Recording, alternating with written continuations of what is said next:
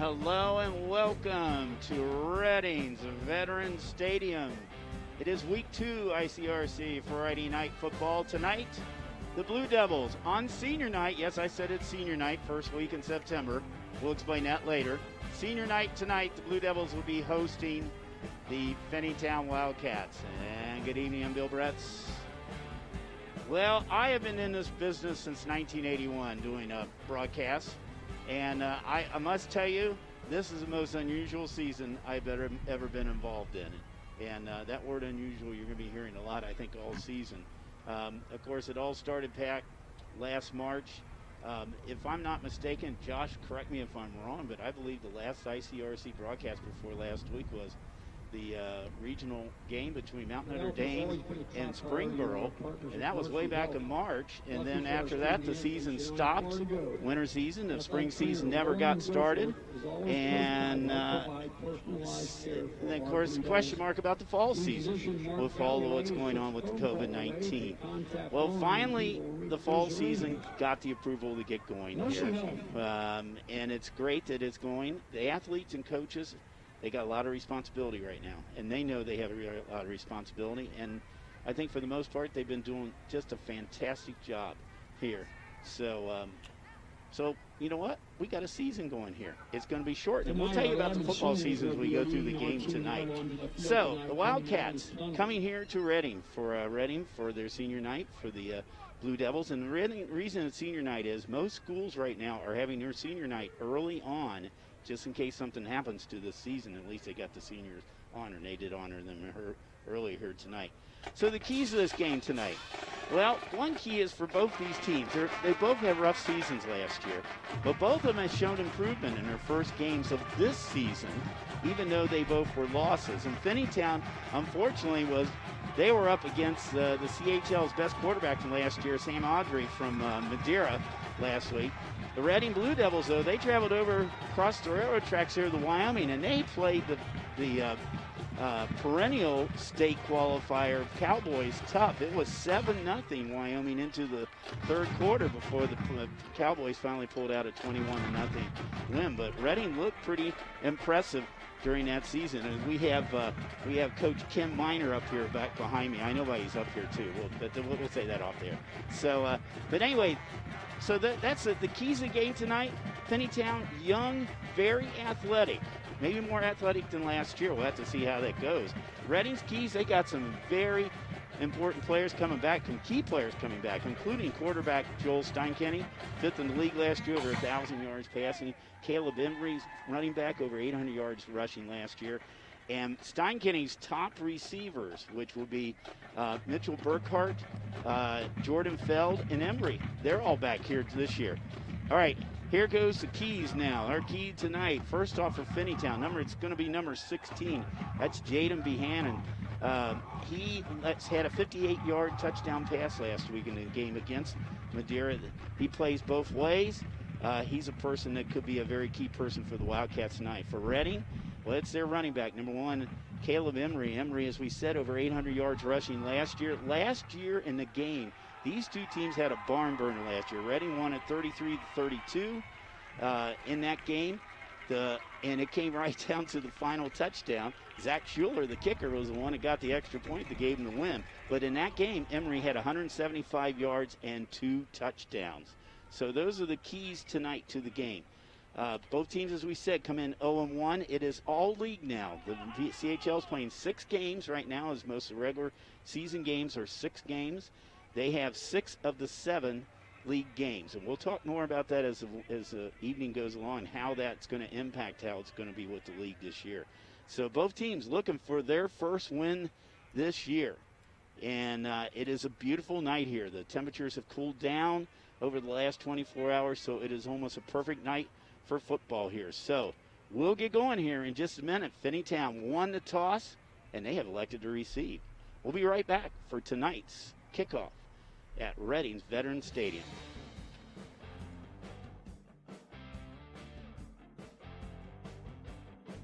The year was 1907. The Cubs won the World Series and the Ford Model R hit the assembly line. While here in Ohio, school administrators came together to form the Ohio High School Athletic Association. One thing that hasn't changed since 1907 is the dedication of the OHSAA to education-based athletics in Ohio. School sports teach responsibility, sportsmanship, and life lessons that stay with students long after their playing days are over. The OHSAA seeks to prepare students not for the next level of sport, but for the next level of life. On air or online, this is media for your community. This is ICRC-TV.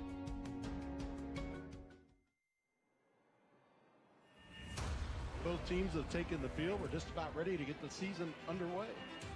ICRC Friday Night Football. We are back here. Brings a tackle at the 10-yard line. Touchdown, Vikings.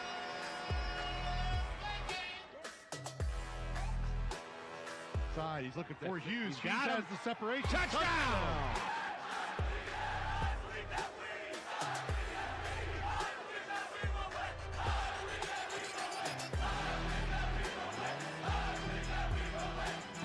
It is a touchdown, Blue Devils. Stop. And it's going to be a big six.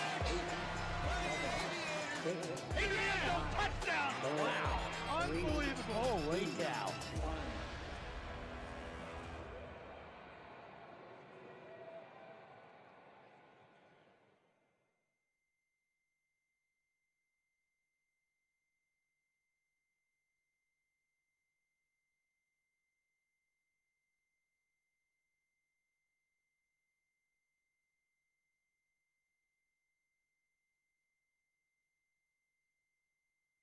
Picked up by Finneytown there at about the 15-yard line, and out to about the Carlos Cox 28-yard line.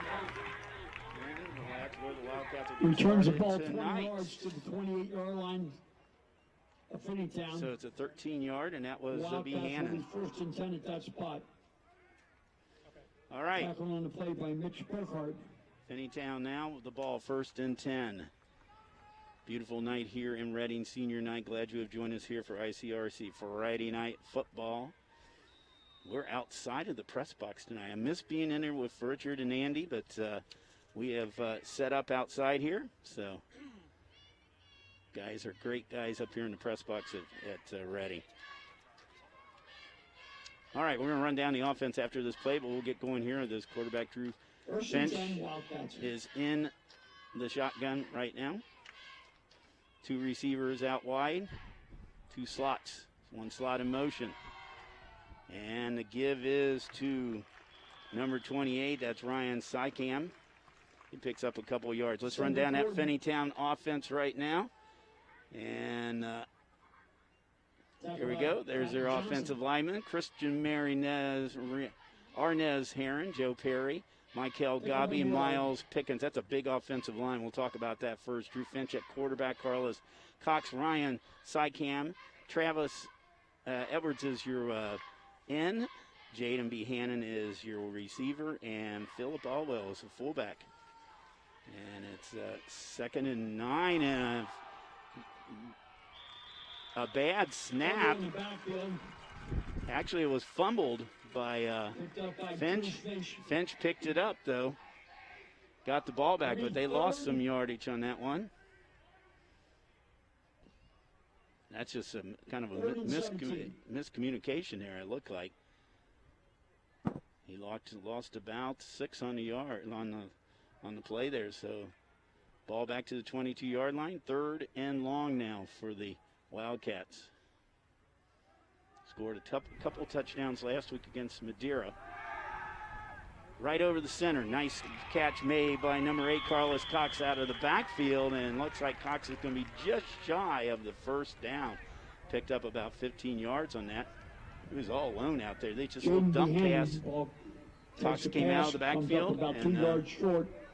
He's going to be a couple yards short now. It's going to Michael be 4th Hensley on and the short. tackle for the Blue Devils. And it looks like right now they're looking over at Coach Gerald Warmack. Wildcats might be going for this now. Let's see what they're doing. No, I think they're going to change. The kicking team is in. It's going to be Arnez Heron's going to be your punter. Casey Hinton back for the Blue Devils. He's back standing about the 35-yard line. Line of scrimmage at the 36. There's Heron now. Doing a long count, and I think what they're doing is we got a penalty here, and this might be a delay of game.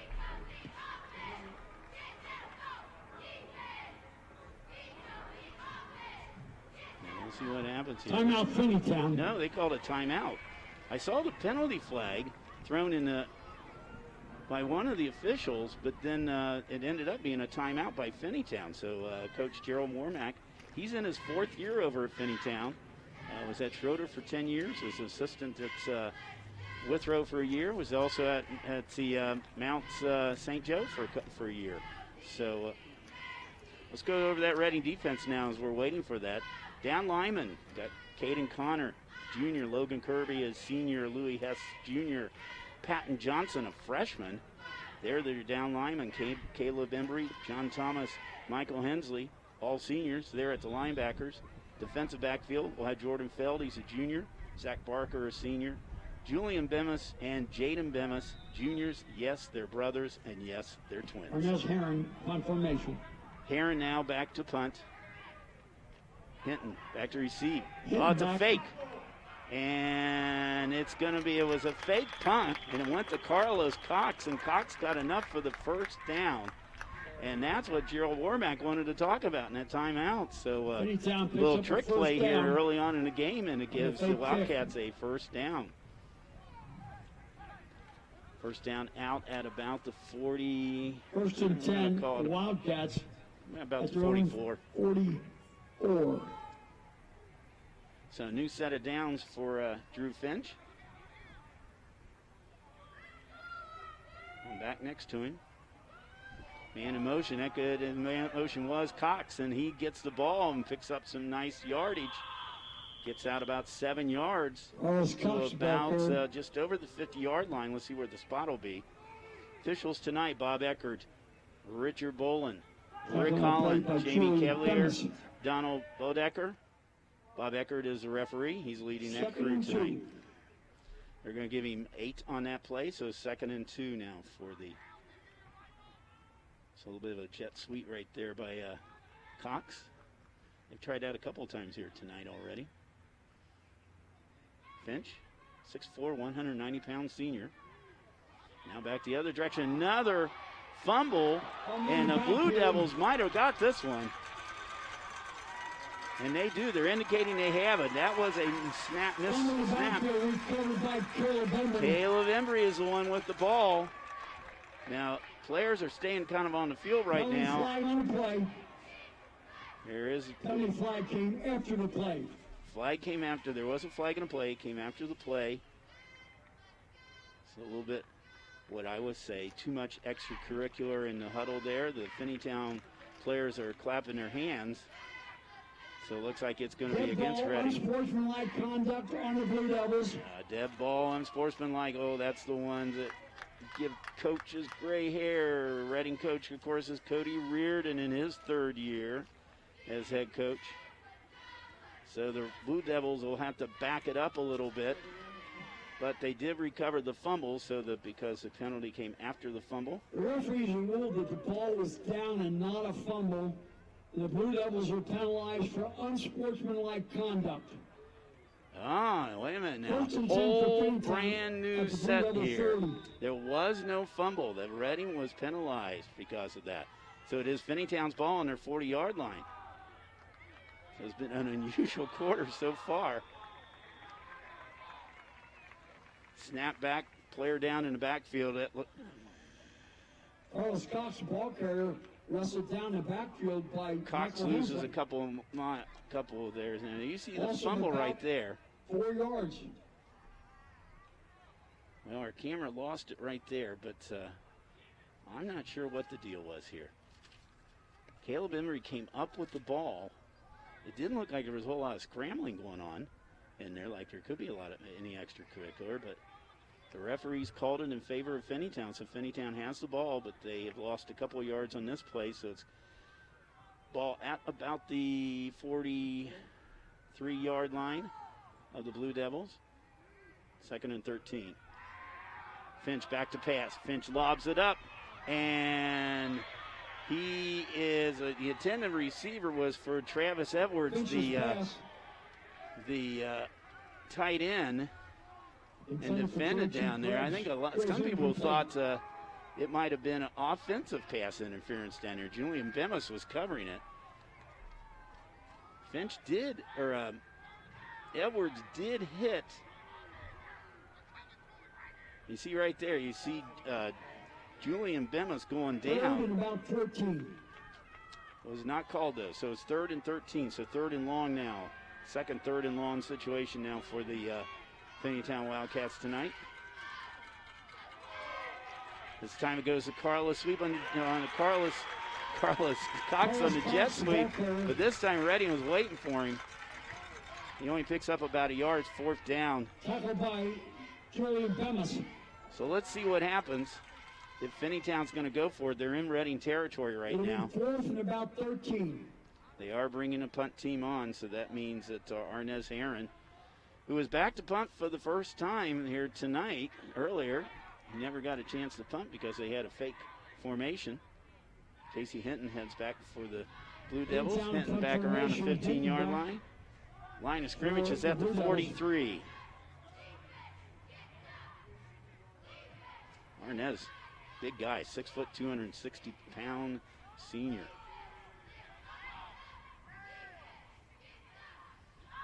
Low snap, and it pops right up in the air. I don't know if it's partially blocked or he just hurried it. And finally, Finneytown picks up, but Redding's got great field position right now. Let me see where this could be a negative, this could be negative yardage on this. 4 yards. The Blue Devils take over on downs at their own 48-yard line. Okay, well they're going to call it a 5-yard punt. Now I don't know if it was blocked, and pardon me, but I can't see my monitor very well because the sun's on it right now. But I don't think it's actually blocked. I think he just hurried it up because the snap was low and he had to rush to. So now Redding for the first time is on offense tonight. Joel Steinkenny at quarterback in the shotgun. Give is to Caleb Emery. Emery, big room, big hole over the left side.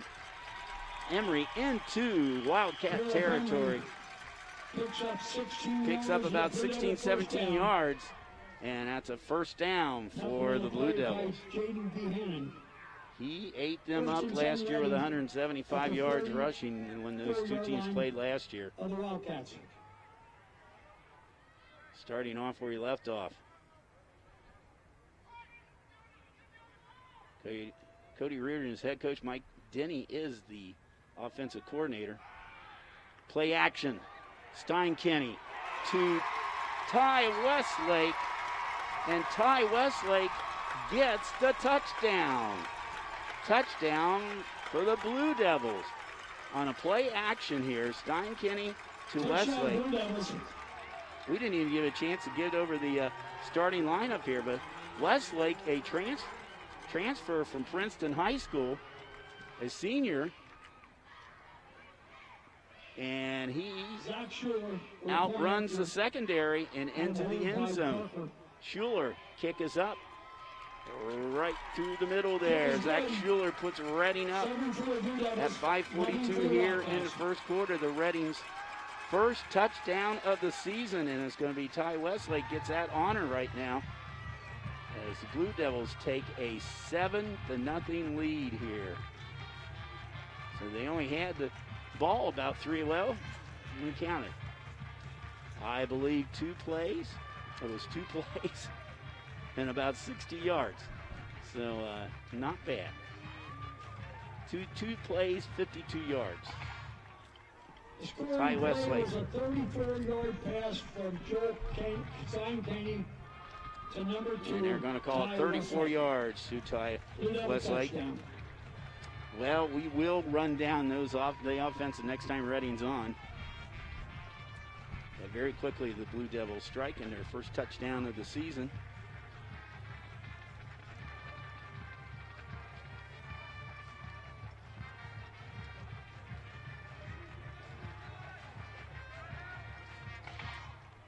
Indian Hill, Madeira, Marymount, and Wyoming all won their first games last week in the CHL.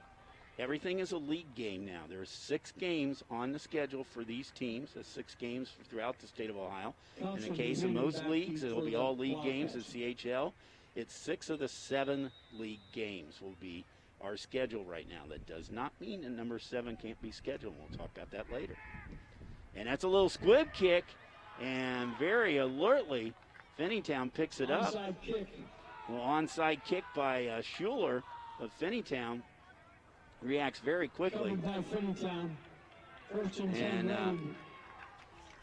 that was covered by Philip Alwell. Wildcats at their own 47.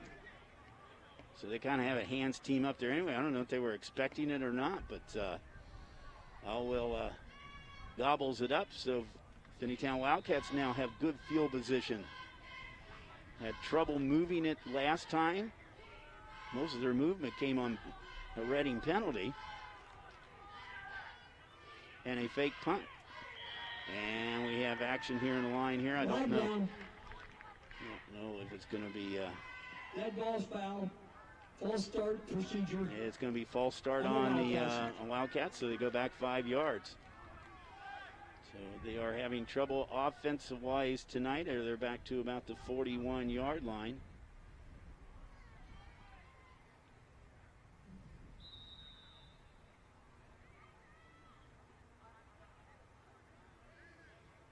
First and 15.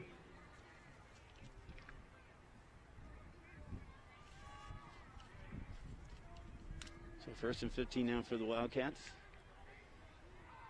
Coxum Alwell in motion, and the give is to one of the running backs, and he is not going to get anywhere. I think it was Sycam, Ryan Sycam, the junior.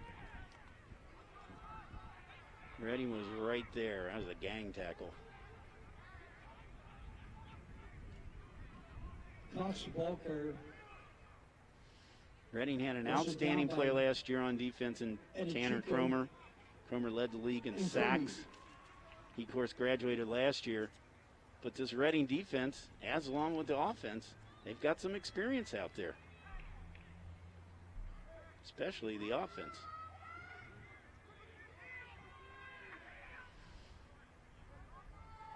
Second about 20.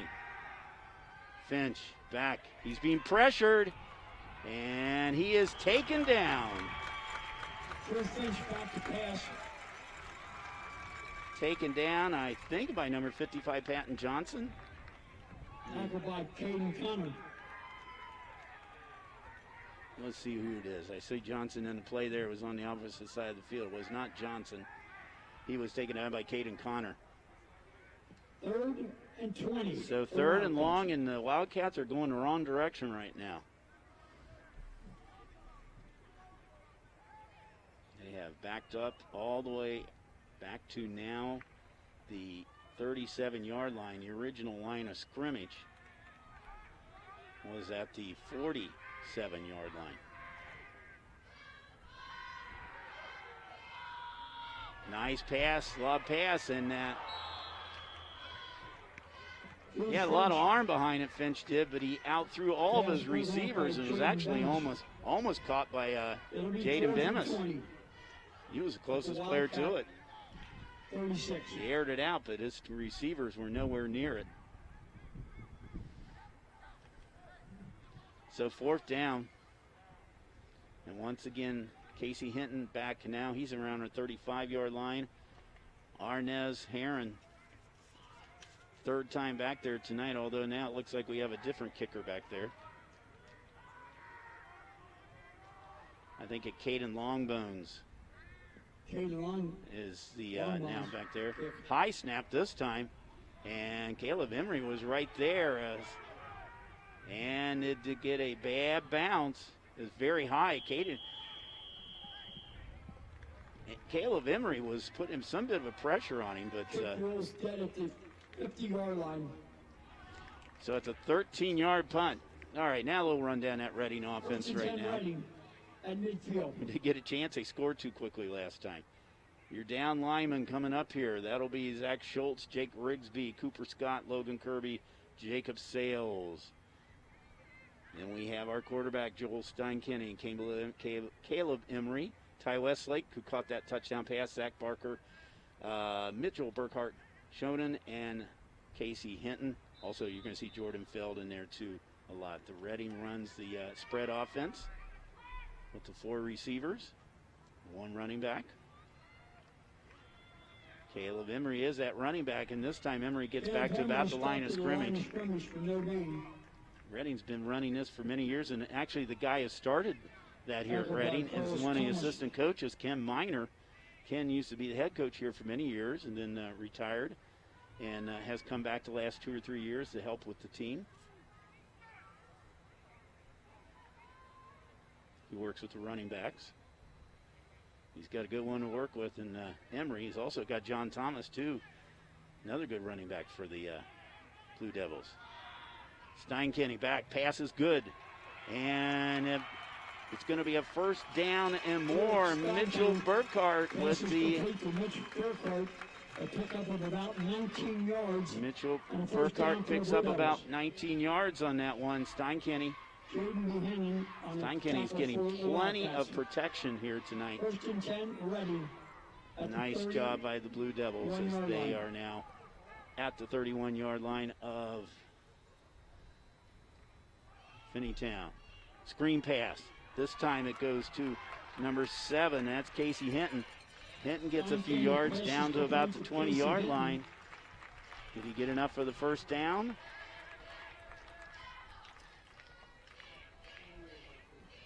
He is going to be just short. He is going to be just short, so here it is again. Hinton. Nice little run right there, but just short, so it's going to be second down in the inches here for the Blue Devils. Let's see if he's got, Steinkenny's got 2 in the backfield. Actually, it's a Wildcat to Hinton. Hinton gets it. Now he gets that first down. Casey Hinton took the Wildcat, and he didn't get it on the last play, but he made up for it on this play. As the Blue Devils now are in business. They're in the red zone now. Ball at the 11-yard line. Hinton again, and now he goes the other direction, and this time he is tripped up. And a penalty fight coming up, but I believe this one's going to be coming on the Blue Devils. Might have had a hold back here. It was a hold. So it's going to come back. Steinkenny coming back on the field now. He was off for those 2 plays. And Casey Hinton, let's see if he's coming off or if he's going to stay on, because he has been on as receiver tonight. He's coming off the field. Well, no, he's staying on. 10-yard back for the Blue Devils, so it'll take it back to about 21-yard line.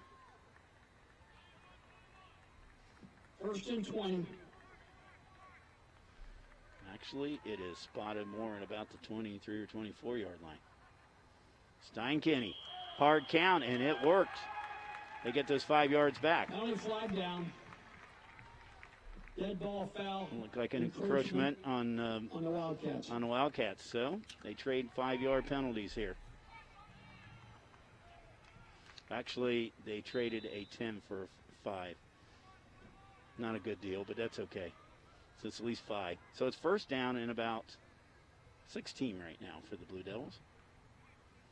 Emery with Steinkenny. Joel Steinkenny with the keeper.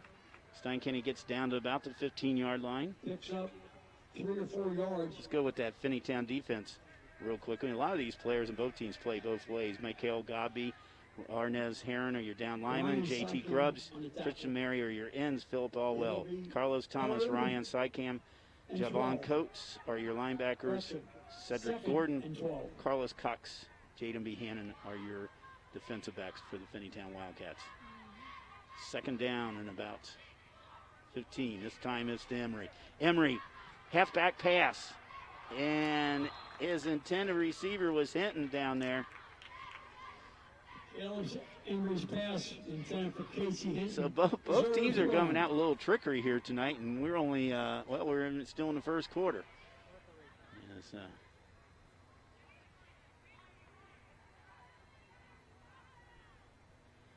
so it sets up third now and long. Blue Devils got to get down to about the 1 yard line for a first down. Now they're back into that spread offense. No one in the backfield. 3 receivers to the right, 2 to the left for Steinkenny. Steinkenny, short pass. Emery's got running room.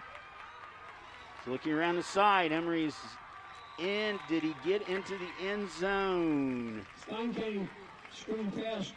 I think it was. He was short, but not by much. It'll be fourth and about 4 for the Blue Devils. Fourth down. Actually, the ball is on the 5 yard line. Last tackle. So they're going to take it. That's obvious right now. Steinkenny. Blue Devils might call a timeout here.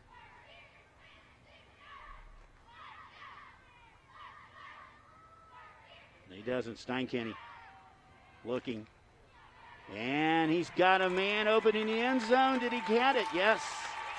And the pass was good to Ty Westlake again. We'll call this one 5 yards. Steinkenny to Westlake. Second time tonight. We'll take a couple of looks here at this thing. Steinkenny was looking, waiting for him to get loose, and he did. Nice grab by Ty Westlake. 5 yards. Schuler. And kick is good. So Zach Schuler 2 for 2 tonight.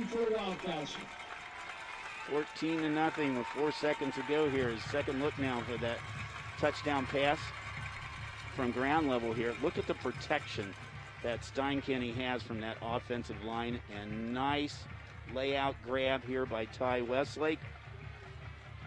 Blue Devils go up now by 2 scores here, 14-0 with 4 seconds to go here in quarter number 1. Well, going into the season, I know Cody Reardon was thinking that they had an improved team. Was looking for it. I thought they played Wyoming very well last week. You know, you take in consideration they lost to Wyoming, I believe 55-7 last year. Then they lose to them 21-0 last week. And they were in that game until the second half. It was, as he said, it was 7-0 going into the second half. So it had to give the Blue Devils some kind of confidence there. All right, well, we got time for a kickoff. Play was a 5-yard pass from Joe Steinkenny. Number 2, Ty Westlake for the running touchdown. Steinkenny last year had 1,033 yards and 7 touchdowns. He has 2 of them tonight. Cox and D. Hannon back deep for the Wildcats. Zach Schuler now ready to tee it off. As we said, we have time for a kickoff, and that'll be about it. A line drive kick picked up by number 9 there, and that would be Javon Coates. Coates gets about a 5 or 10 yard run back, and we have come to the end of the first quarter. The Blue Devils are up 14-0 over the Wildcats. We'll be back for second quarter action in just a moment. As the period comes to an end, nothing for the Wildcats, 14 for the Blue Devils.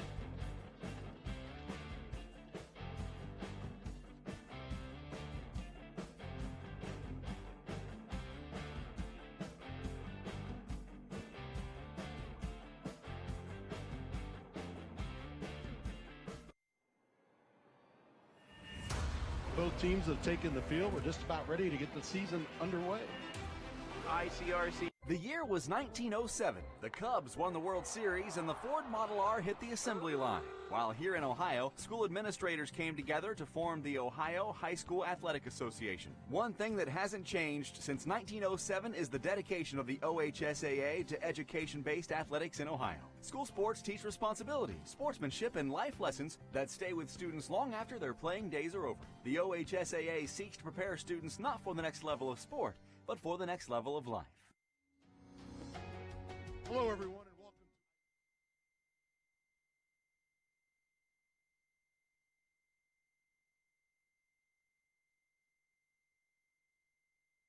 In the hands of Ty Westlake have a 14-0 lead going into the second quarter here over the Wildcats. And no, I mean, some of these younger people here on our crew might think, no, I do not remember 1907 when the OHSAA was started. It's been around for a while, but not that long. Shotgun starting at 1 p.m. Get your foursome together. Call R.J. Hayes. Reading's been in the playoffs. Actually, the Blue Devils have been in the playoffs a total of 10 times. They've been in the Final Four, 1972, 73, and then 2000. Last time they were in playoffs, 2017. And first play from scrimmage in the second quarter. And Ballwell goes nowhere on that play as another gang tackle here by the Blue Devils. Phil Ballwell is the sophomore fullback. He's listed as fullback here for Coach Gerald Warmack's team.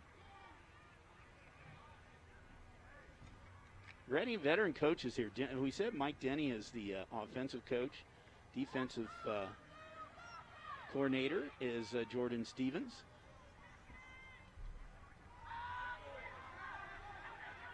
And that time the give is to Cox, and he goes nowhere. Wrestled down by Jack Nash. Cody Reardon's got the advantage. He's got two former head coaches on his team. Scott Tomlin, this was a coach here at Reading, head coach at Reading. Of course, Ken Miner, we mentioned him earlier. He's got the head wrestling coach as one of his coaches on the junior high level, Dick Engel. He's got a former state wrestler in Tim Kelly. So, got quite a staff there for Cody Reardon.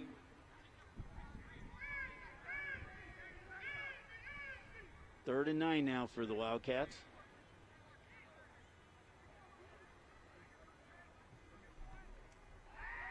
Finch back to pass, airs it out. He's got an intended pass was for Behannon. Jaden Bemis broke it up down there. Also, Jordan Feld is in the vicinity. Behannon, as we said last week, got a 58-yard touchdown pass from Drew Finch against Madeira. And 4th down, so off the field, 3 and out here for the Wildcats. Reading's going to get some. 4th and 9. Could get some decent field advantage here on this change of downs. Let's see if they will leave Caden Longbones in. He is a kicker punter. He does their kickoffs for them most of the time. He is in. Caden Longbones. Well, the long snaps have been kind of interesting for the Wildcats tonight. Let's see how this one goes.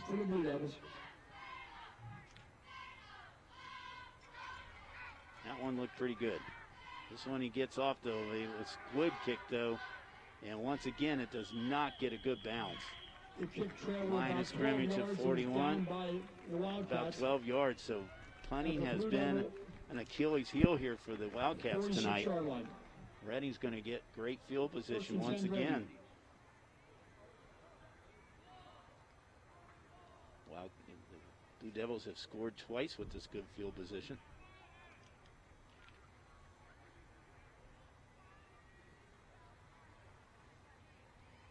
We mentioned that Steinkenny had his top receivers, 3 receivers back, Emery, Burkhart, and Feld. But boy, Ty Westlake, in his first year here, he's really made an impact, especially tonight. Steinkenny. The give is to Emery, and Emery actually was really not a good handoff to Emery. The whole thing developed kind of slowly. Watch how this kind of develops. It'll be 2nd and 13. He had a little trouble getting into his hands. By that time, Finneytown was right on top of him. 2nd and about 12 now for the Blue Devils at the 43. Play action. This one, pass goes to number 28. Steinkenny pass is complete to Michael Hensley. Pick up about 14 I had to go real quick on that because we didn't have Hensley initially in as the a receiver on that one, but Hensley picks up first down yardage into Wildcat territory. Ball at the 42-yard line. Steinkenny really plays that play-action pass well.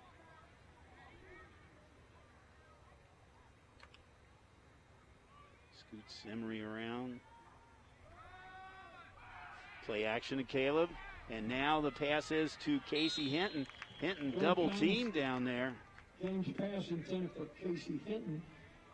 And it looks like he was double teamed down there by Behannon and Cox. Nice defense by the Wildcats.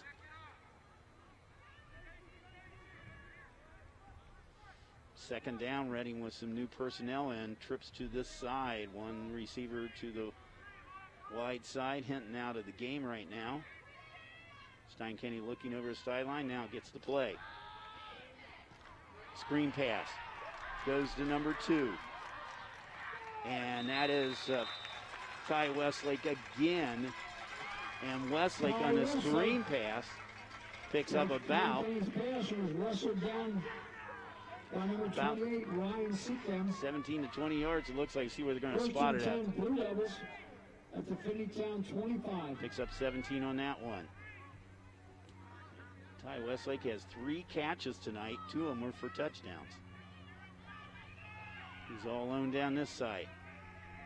Steinkenny looking. Now, he lobs it into the end zone and nearly intercepted. Steinkenny's pass. Carlos Cox was right there. Feld was in the end zone, but Cox was right there. He nearly intercepted it. Behan was also there. He's coming back kind of gingerly. Boy, I'm impressed with all the time that Steinkenny is getting tonight. There you can see Cox right there to break it up. 2nd and 10. Another screen pass. And this time it's to number 11, Mitchell Burkhart. There's a flag coming, and it most likely will be a hold. Let's see what he calls.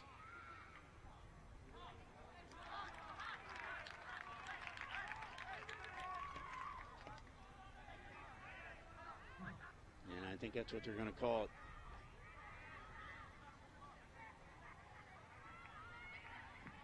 Bob Eckert did not actually indicate it. Blindside block. Oh, it's a blindside block. That's why he didn't indicate the hold. So they lose at 10, 15 yards. So it's from the spot of the foul. So the ball now is at about the 29-yard line.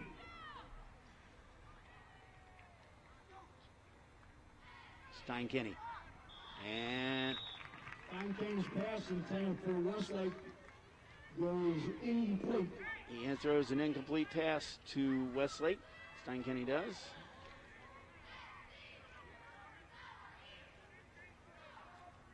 Third and 15 at the 30-yard line of the Wildcats. So now it's 3rd and 15. Blue Devils got to get down to the 15-yard line for a first down. Jake Nash is in the game. He's in motion. Steinkenny back. He's getting pressured, and he is brought down. Brought down by big number 50. That's Mikhail Gabi. Gabi is 6'7", 230-pound junior. 4th and about 39. So Reading definitely in a punting situation right now. Or are they? Correction, 4th and 25. No, they're going to go for it. Ball on the 40-yard line. Steinkenny looking, airs it out. He's got a man open. And is it caught? Hinton, did he catch it? Yes, he did. At the 8-yard line. First and goal for the Blue Devils. What a catch by Casey Hinton. Hinton was in cover. There's 2 players down. Feld was down there too. So he threw it to 2 players down there, but Hinton was one that got it. First and goal for Reading at the 7-yard line of the Wildcats. So they go out to the 7-yard line. 33-yard pass. And Finneytown's going to call a timeout. Timeout, Wildcats. Finneytown has called 2 timeouts. I don't know if we're going to see that again on the replay. We got that down there, Josh, or what? But that was a great play by Hinton. Casey Hinton on a 4th down and long. That's where your senior quarterback comes in. Next week, the And Blue Devils will travel to they Taylor have to meet the Yellow Jackets next confidence Friday night. in his arm. Feld was down there, Hinton was down there. They both actually went up for it. And Hinton was the one who came down Girls with it. volleyball tomorrow. At Reading. What a catch by Playing Hinton. against Blanchester. Reading volleyball at 10:30 for JV. So right now the Blue Devils trying to get their 3rd score of the night. Girls volleyball. First and goal at 7-yard line. Let's see if the Wildcats are getting a little dose of Caleb Emery right now. You know what? Those I can't even mention might go to the end zone on 1st down. Well, Wildcat. And it went to Emery. Emery into the end zone, 7 yards. Well, they did get a little taste of Caleb Emery. Emery, his first TD of the season. It's a 7-yard run on the Wildcat play. In the end zone. It's the 3rd time tonight the Blue Devils have done that.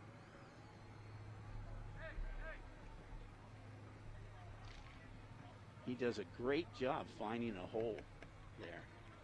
And yes, it was shock and awe to see that. Dead ball foul, unsportsmanlike conduct on Finneytown.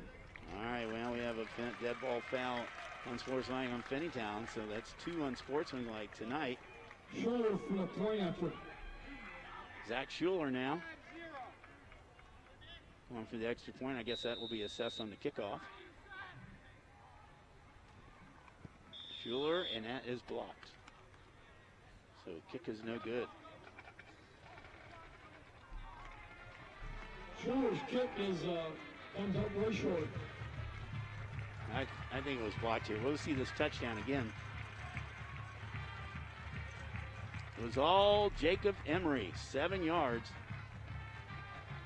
Senior did a great job trying to find that hole. He had 2 touchdowns last year against the Wildcats in their game. Now 1 tonight. Extra point no good. Blue Devils up 20-0 with 7:18 to go here Fans in value the health and safety of each and every one of you, as well as these athletes, coaches, referees, etc. So he said the teams are only playing 6 games. Maybe. This is how it's going to go. Everybody makes the play. In case you haven't heard this here, this is how it's going to go. And it might take me a little bit of a while to tell this because the game is on. But what's going to happen is all teams make the playoffs if they want to. They do have the option of not going into the playoffs if they don't want to. They have to make that commitment sometime in September. So we'll see what happens. But you have your choice in not to go into the playoffs or not. At the end of week number 6, that's the end of the regular season. By that time, they will have drawn. What they'll do is there's no Harbins this year. Is this going to be like basketball or soccer or the other sports that everybody makes it, so they draw? So they're going to draw for the seeds. They're going to figure out how many regions they're going to have, how many are committed to be in the playoffs. And then the playoffs will start week number 7. Now, there's a little quirky thing about this playoffs. And we'll hold that for later, okay? We'll keep you thinking about that if you're not familiar with it, because there is a quirky little thing with the playoffs here. Zach Schuler teeing it up. Behannon Cox back deep for the Wildcats. And this one, he drills this one into the end zone. Well, he had that advantage of that 15 yards. So, didn't have any problem drilling it into the end zone. So no run back for the Wildcats. So they will start at the 20-yard line.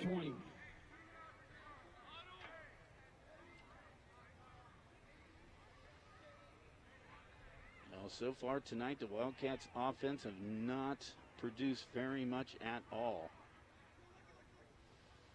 Let's see if Gerald Warmack has an answer for this.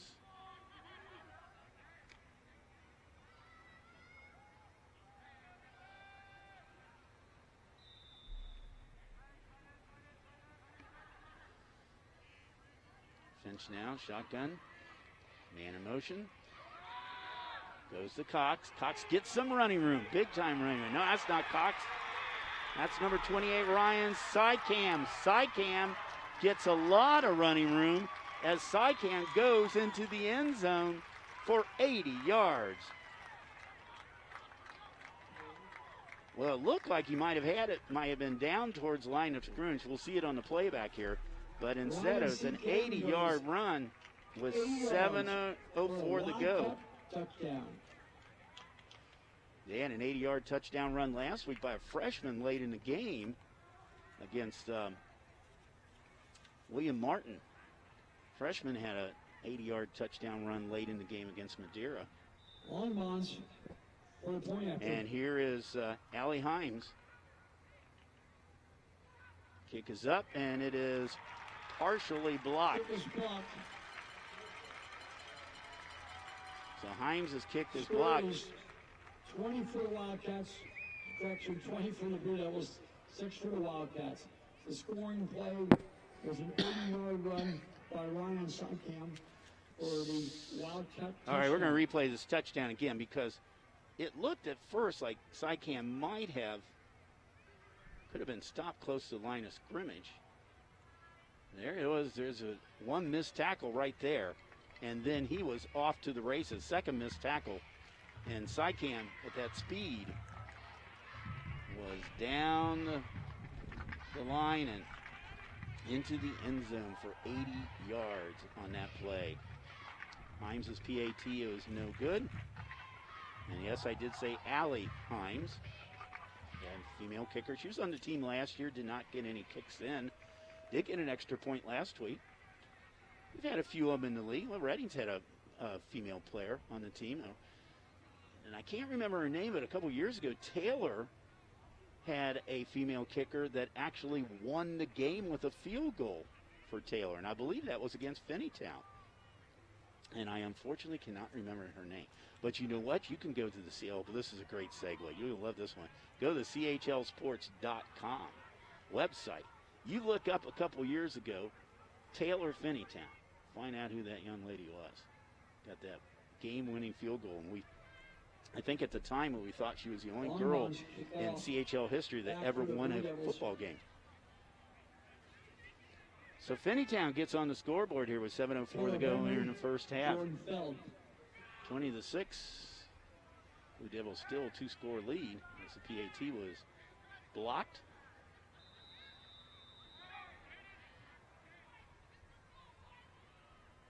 Caden Longhorns is the Longbones, is the kickoff person. It goes to Emery. Emery at about the 18-yard line. He finds a little bit of running room, a little spin move out to a 40. About a 22-yard pickup right there. Redding has a good field position once again. He's tackled there by Grubbs, Kepper, and Buchanan. First and 10, Redding at their own 40. So Redding on the 40-yard line. First and 10, 6:57 to go here in the first half.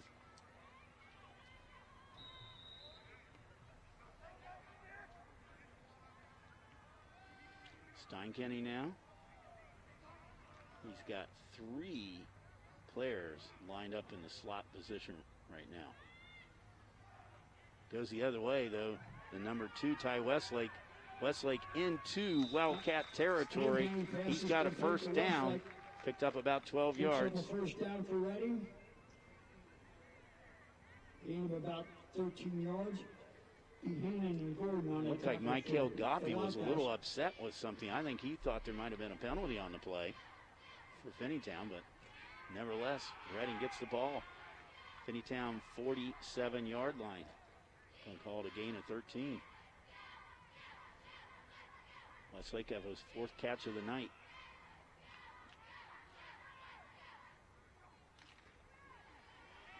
Emery.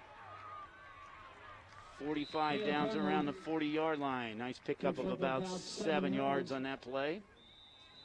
Tackle by Allwell. Set up a second and short now for the Blue Devils. And Godby. It looks like somebody lost a helmet. Second. I saw a helmet flying there. Ball at the 40-yard line. Finneytown made a couple of defensive changes here, and I think they're going to be forced to call timeout.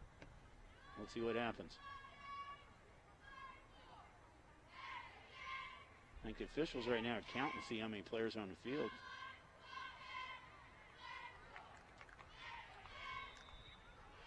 I believe, let's see what Finneytown has called a timeout. That is their third timeout they have taken, and I don't think they wanted to take that one. They just had too many players on the field. They have a couple.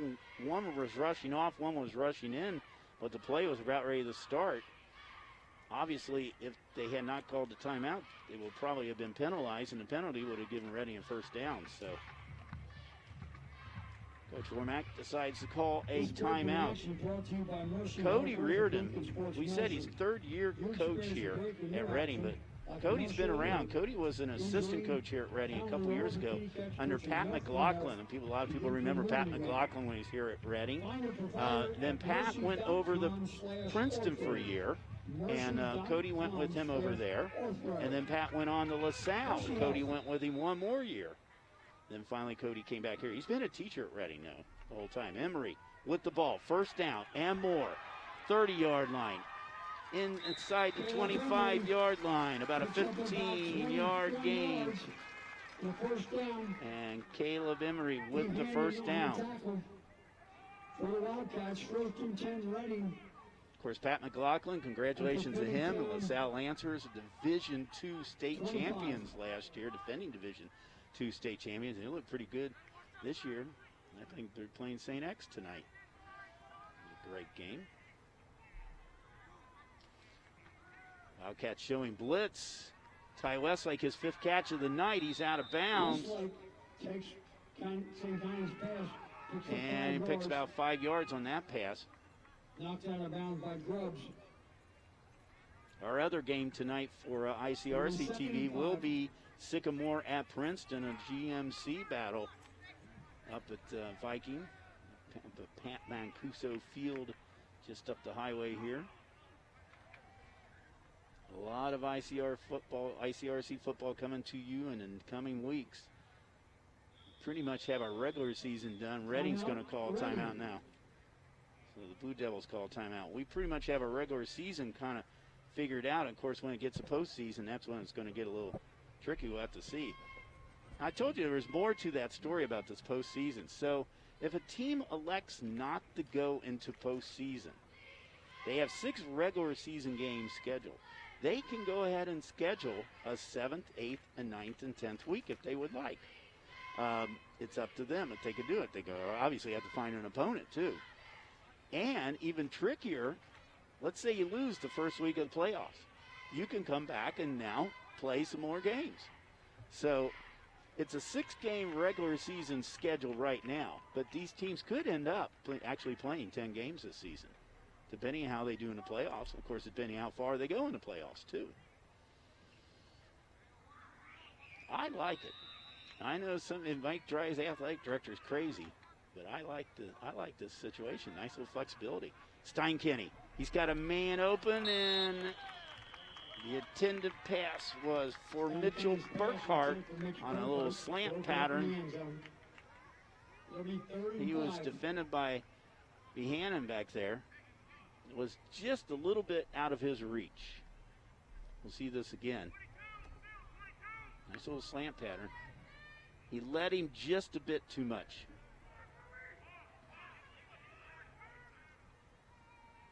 Third down. There's another Wildcat. This time it's Emery again. He's got a first down inside of the 15-yard line. He had to get to the 15 for the first down. He got down to about the 13 or 14. They're going to mark it at the 14, so the Blue Devils in the red zone now. First and 10 and at the 14-yard line. Wildcat 14. to say it's at, well, actually, the line's at the 14, it looks like. New set of downs, though, for Joel Steinkenny and company.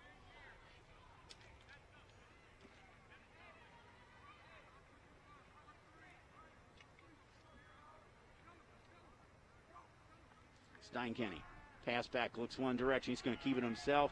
And he just literally drags about 3 or 4 Wildcats with him inside the 15 for about a yard. That's about the toughest yard you're going to get there. Tackle by Thomas. Joel's 6'3", 190. He's hard to bring down. Only a junior. Last year, over 1,000 yards rushing, or 1,000 yards passing as a freshman. Sophomore, I'm sorry. The up-and-coming quarterbacks here in the CHL. Back to pass. He is getting hit hard. Ty Westlake with the pass. Inside the 10. He's still on his feet. Westlake into the end zone. Touchdown. 13 yards. But boy, Steinkenny took a hit on that play.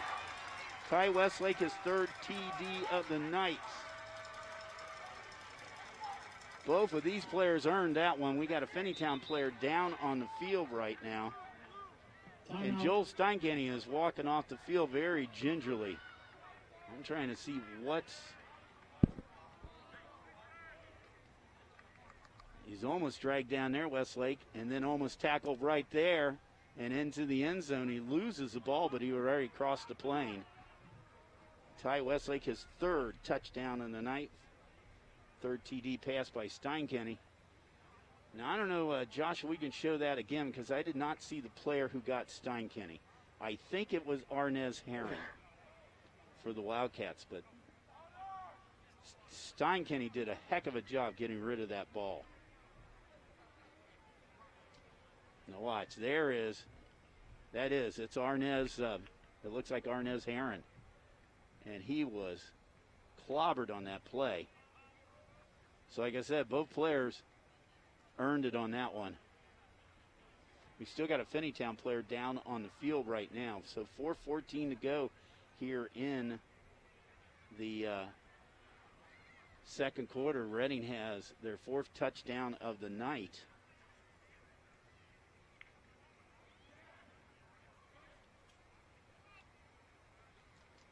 The player down on the field is Ryan Sycam.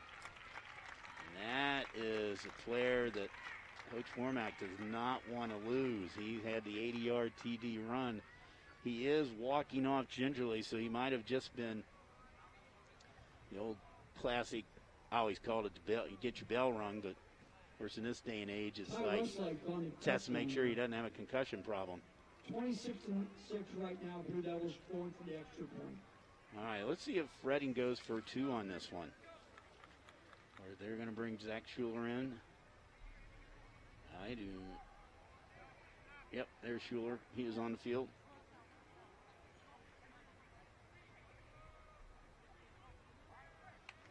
Schuler. Zach Parker, the holder. Point up. Kick up and good. 6 for the Wildcats, 27 for the Blue Devils. 27-6 in favor of Reading. Schuler, of course, last year got the game winner on his extra point kick on Reading's last touchdown, which was Tyler Cromer, by the way. Steinkenny the Cromer on last touchdown last year against Finneytown late in the game. Schuler's point after was the difference, but tonight it's been all Blue Devils, 27-6. And we'll see if Ryan Sycam is going to be coming back in the ballgame here for Finneytown. 4:14 to go here in the first half. Just an absolutely perfect evening here at Reading. Senior night. Honored the football seniors, cheerleader seniors, and the band seniors here tonight. So congratulations to all those senior athletes. Normally when you have a senior game, it's your last game at the stadium, but not for this Reading team. They actually have 2 more regular season games, Indian Hill and Marymount. That Marymount game on the 25th, we'll be here for that one, ICRC-TV. And their other games will be Reading. It'll be at Taylor next week. And then on October 2nd, will be at Madeira. Their only team that they do not have scheduled right now in the league to play is Deer Park. And that could come. We'll see. Squib kick and picked up immediately down immediately at the 40. By number 54. That's Michael Wise. He's a 5'11", 250-pound sophomore. He gobbled that up real quickly at the 45-yard line. So once again, the Wildcats have got good field position. But so far, they have not done too much with it other than the side cam play, and that actually came with the worst field position at the 20-yard line.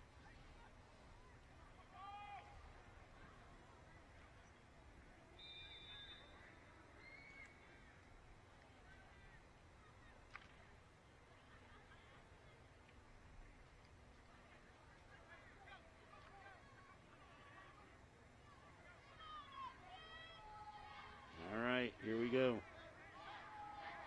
Drew Finn still in a quarterback. Man in motion. And that is, the man in motion was William Martin. William Martin is a freshman. Bill Martin. And Martin, he's been in the last couple of plays here. Martin, as we mentioned before, had an 80-yard touchdown run last week as a freshman. This time, though, Caden Connor brings him down in the backfield.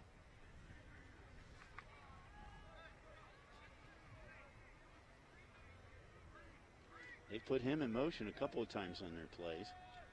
He's still in there. He's in motion again. Oh, this one is a, they did a little trickery on that one too, because JT Grubbs was the one that, Martin takes the pass for Finch. Or Finch, I'm sorry, it was Finch. I thought it was Grubbs. Their numbers are kind of hard to read if they're way out on the other side of the field right here, but that was Finch. Beg your pardon? So 3rd down and 11 now for the Wildcats. Ball spotted at the Finneytown 45.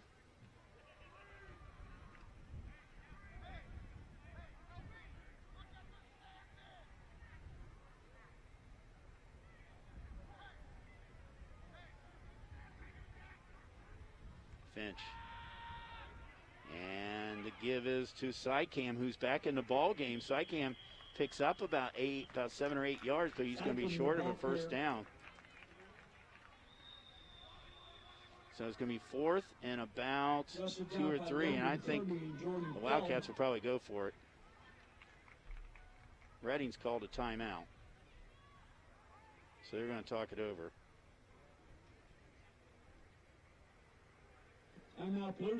So it's 4th down. I think what happened is, I believe Jordan Stevens has called the team over to tell them, hey guys, remember that one time back in the first quarter on the 4th down situation where they did the fake punt. So I think he's making them be aware of that, be ready for that again, just in case.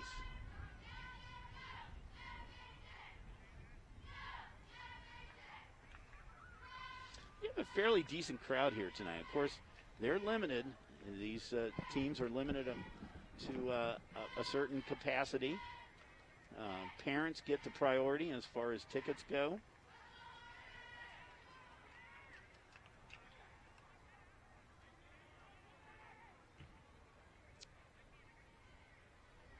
All right. Finneytown in a 4th down situation. You're not going to punt. See what Finch does. Man in motion. And the give is to Martin. And he is tackled in the backfield at the 50-yard line. And they take over on down. Reading takes over on downs now. And Caleb Henry. They're The gonna, Devils will take over at midfield. so right at about the 50-yard line.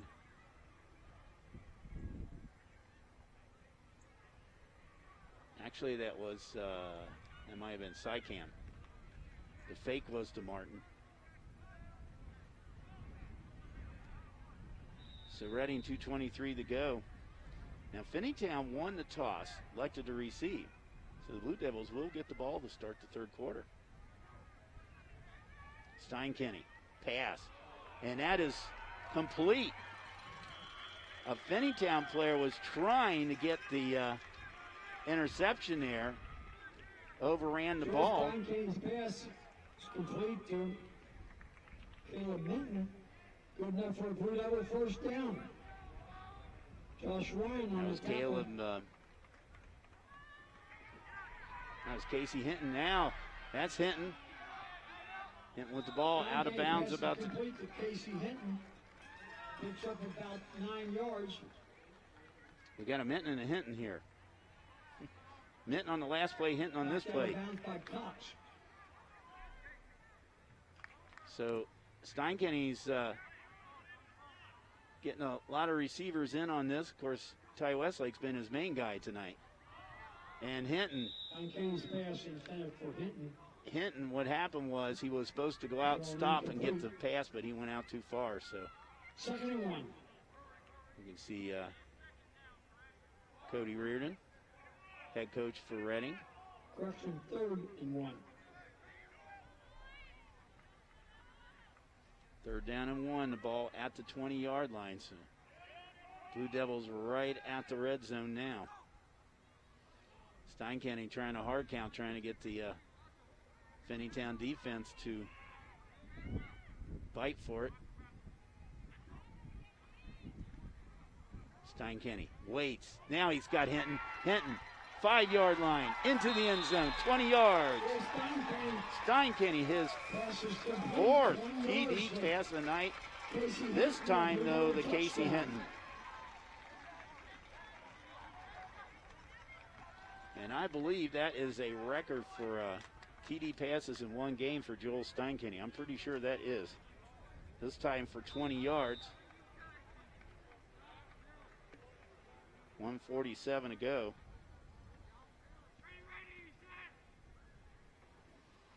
Kick is up. Drilled on the other. Is wide to the left side. So PAT is no good. Now, in case you're wondering, what is the rule here on the running clock? Well, we're not quite there yet. They have to have a 30-point lead. See Hinton there. Casey Hinton is a 6-foot, 160-pound junior.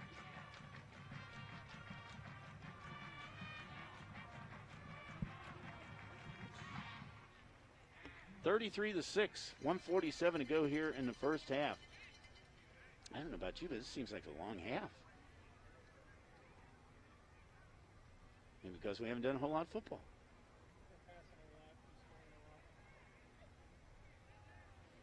I'll be back with you next week. We got an MVC action. North College Hill at St. Bernard. That's played at Roger Bacon Stadium. That game will be on Saturday. Saturday now, not a Friday night game. Then we will be back here a couple weeks with Marymount. And I believe we have a Roger Bacon game coming up. Roger Bacon at North College Hill.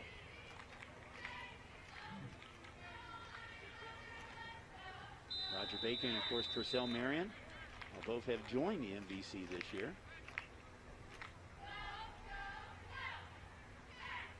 Schuler now at the kick. And he drills this one and is taken by Cox. Cox at about the 12-yard line. A little bit of running room. We got a penalty flag down. Penalty flag down. Cox on the return. Extra quick or almost over on the side here. Picks up about 19 yards on it. We'll see who the penalty is against, though. This came over on the Reading side. Connor and Sales. There is a penalty flag down. Bob Eckhart now is going to signal it. Holding. It's a holding on the Wildcats. On Finneytown. So that 19-yard run back by Cox now is going to be negated by about 10 yards.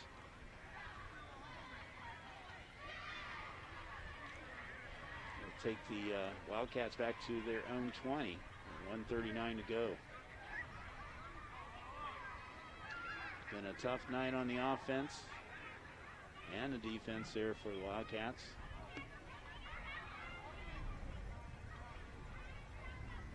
With a young team right now, let's see if Gerald Warmack will kind of be mixing things up a little bit. I think he's already started doing that. He's had his freshman in there, William Martin. It's time to see what will gel. Drew Finch still in at quarterback, though. Finch, pass over the middle, Cox. And Cox hit hard after about a 6-7 yard pickup.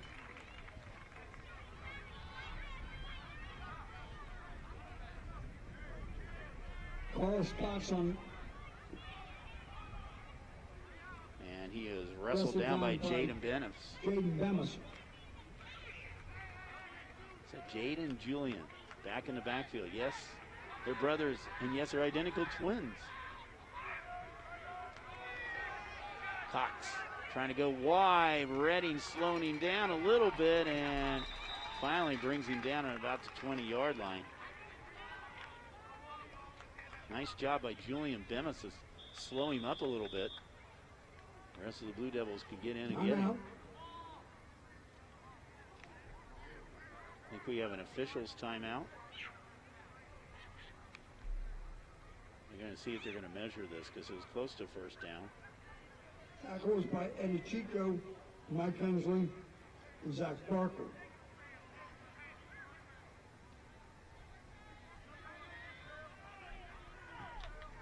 It is a first down for the Wildcats out of the 30-yard line. Finch, he's hit hard and it's intercepted by Bemis. Julian Bemis with the interception. I tell you, give that O-line or the defensive line credit for that one because they put the pressure on Finch. And Julian Bemis felt Finch threw the ball short, and Bemis returned it to the 33-yard line of Finneytown. Julian Bemis intercepts that pass and brings it back. About 25 yards. So 36.8 seconds ago. Let's see if we can see what the pressure first off. You see the pressure put on him? And Julian Bemis just stepped right in front of it. Nice run back. And the ball at the 33-yard line.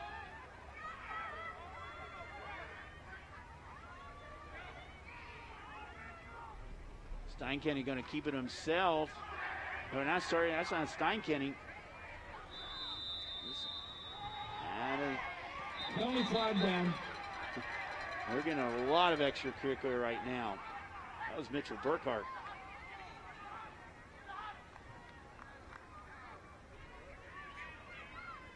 We got a face mask on Finneytown.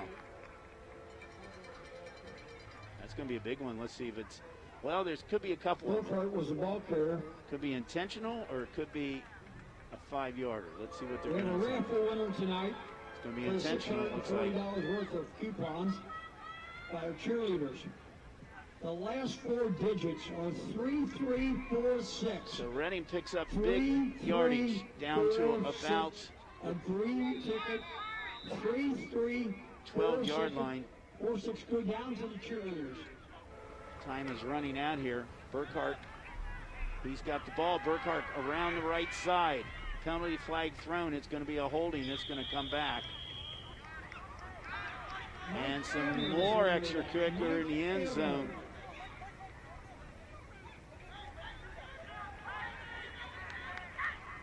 This is out of the action of the play. 9.9 seconds ago. Joel Steinkenny's been on the sideline here. Burkhart's been taking the snaps here the last couple of times. We got a hold on Redding. Let's see if we can pick up where the hold is. Penalized for holding.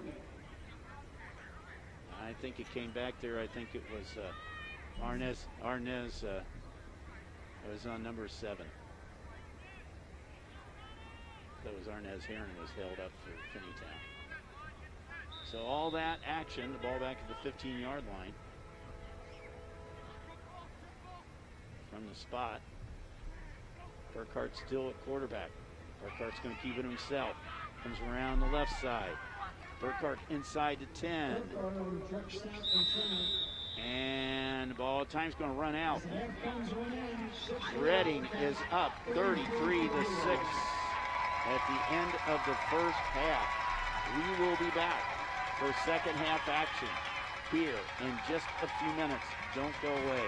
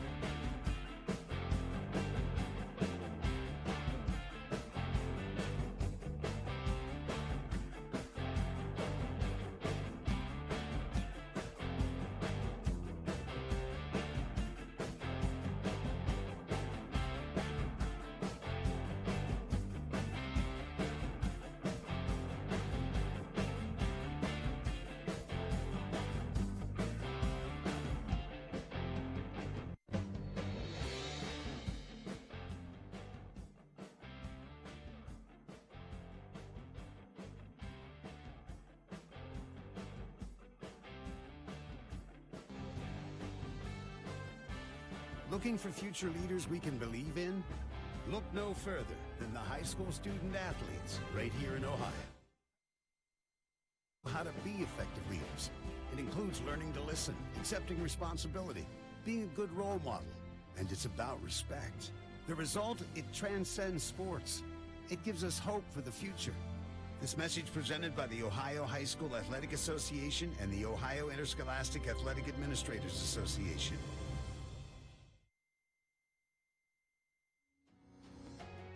Hello, everyone, and welcome to ICRC-TV Sports. With the drive, and she's got Reading's first 2 points. 10-5, touchdown, he runs over the quarterback. Reading's up 13-0.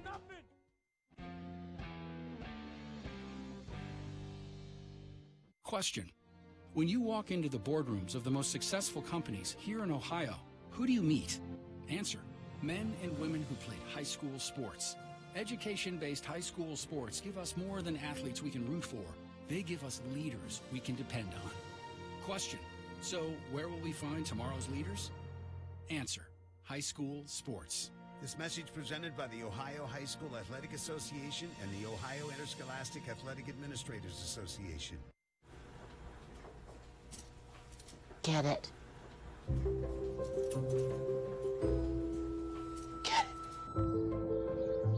Get it.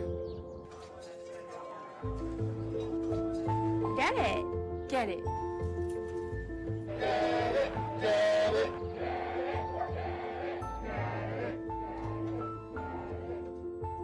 Is she gonna get it, Daddy?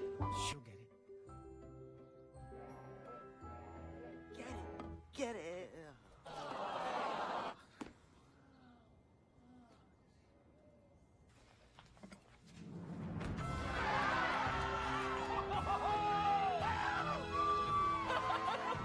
When you bring home a Goodwill find, you give your whole town a reason to celebrate because you're also funding local job training and placement programs in tech, healthcare, and more. Goodwill. Bring good home.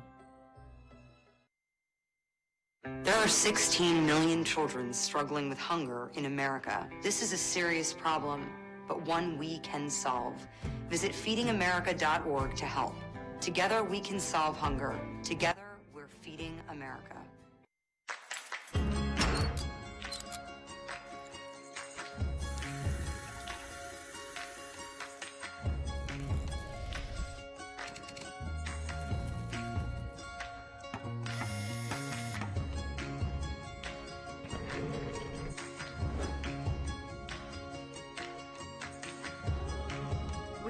homes and restore pride. We are people working cooperatively.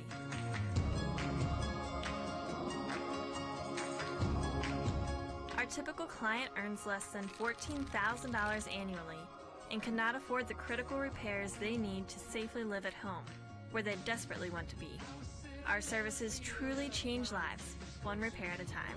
Our professionally trained staff, along with 25,000 volunteer hours annually, has provided more than 280,000 services for low-income, elderly, and disabled homeowners in our communities. Every service makes an impact. Homes we service have an increased sales price of 10%, and even the value of surrounding homes increase upwards of 3%. Our energy conservation services save clients an average of $300 a year. These total savings from all customers equals over $200,000 in outstanding energy bills paid. With safer living environments, almost 50% of our clients reported improved health, and many are seeking medical attention less frequently. By living healthy at home, over $54,000 in state and federal funds can be saved annually for each client that does not need to move to assisted living. PwC's impact is more than just dollars and cents. Stable homes create stable families, which means children who are moving less frequently can achieve higher academic success. We are an investment in the future. More people living safely in their own home paints a brighter future for everyone, but we can't do it alone. We need your help to continue to build a brighter future for the entire community. Give back and get involved at pwchomrepairs.org.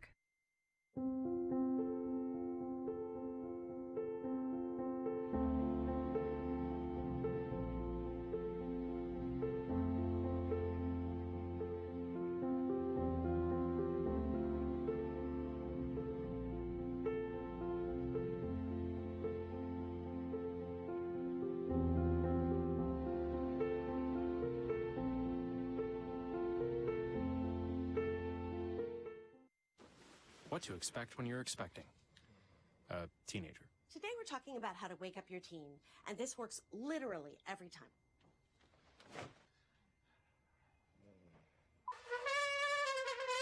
Good kisses. Good kisses. You heard how loud I heard. It wasn't you. Yeah. It was the... Is that bacon? You don't have to know it all to be a perfect parent. Thousands of teens in foster care will love you just the same. I mean, I don't totally know what opioids are, but... It doesn't happen here. Not in denial. No.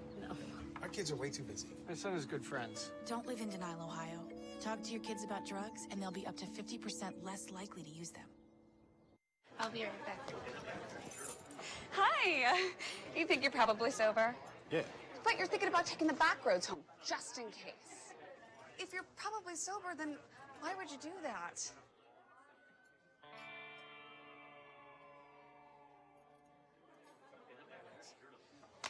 Good choice.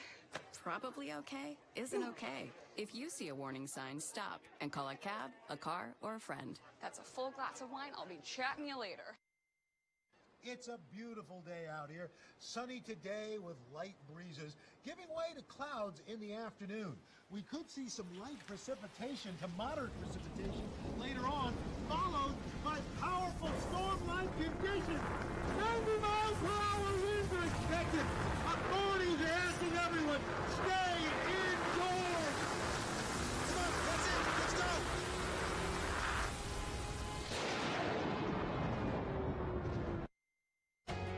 go. On air or online. This is media for your community. This is ICRC-TV. The year was 1907. The Cubs won the World Series and the Ford Model R hit the assembly line. While here in Ohio, school administrators came together to form the Ohio High School Athletic Association. One thing that hasn't changed since 1907 is the dedication of the OHSAA to education-based athletics in Ohio. School sports teach responsibility, sportsmanship, and life lessons that stay with students long after their playing days are over. The OHSAA seeks to prepare students not for the next level of sport, but for the next level of life.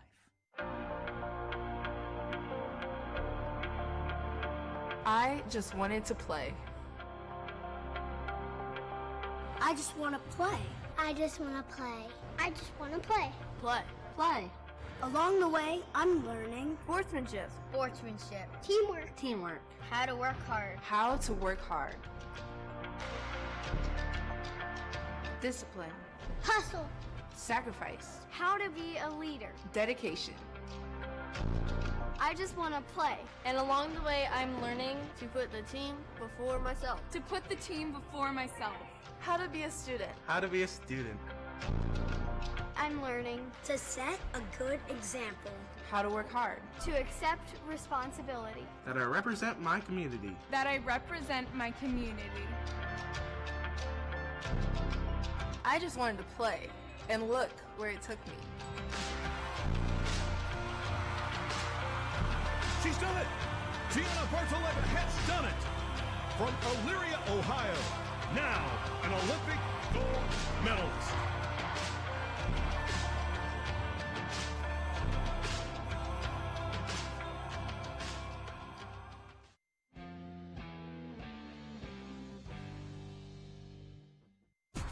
Hey, sports fan!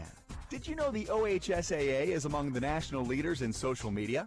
Check out the OHSAA's social media platforms for news, tournament information, accomplishments, helpful links, and all the items available in the fan guide, including photos, DVDs, and publications.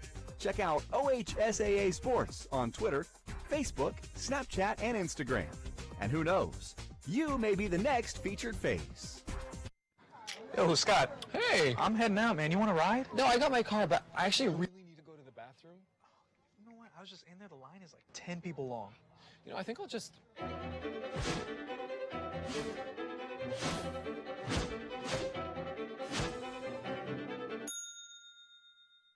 Dude, are you okay? You wouldn't believe what I was just thinking. I am definitely buzzed. Yeah. I think I will take this, and I will take that ride home. Smart man. Did you see how that dog was looking at me? Hello, everyone, and welcome to ICRC-TV Sports. The drive, and she's got Redding's first 2 points. 10-5, touchdown, he runs over the quarterback. Redding's up 13-0.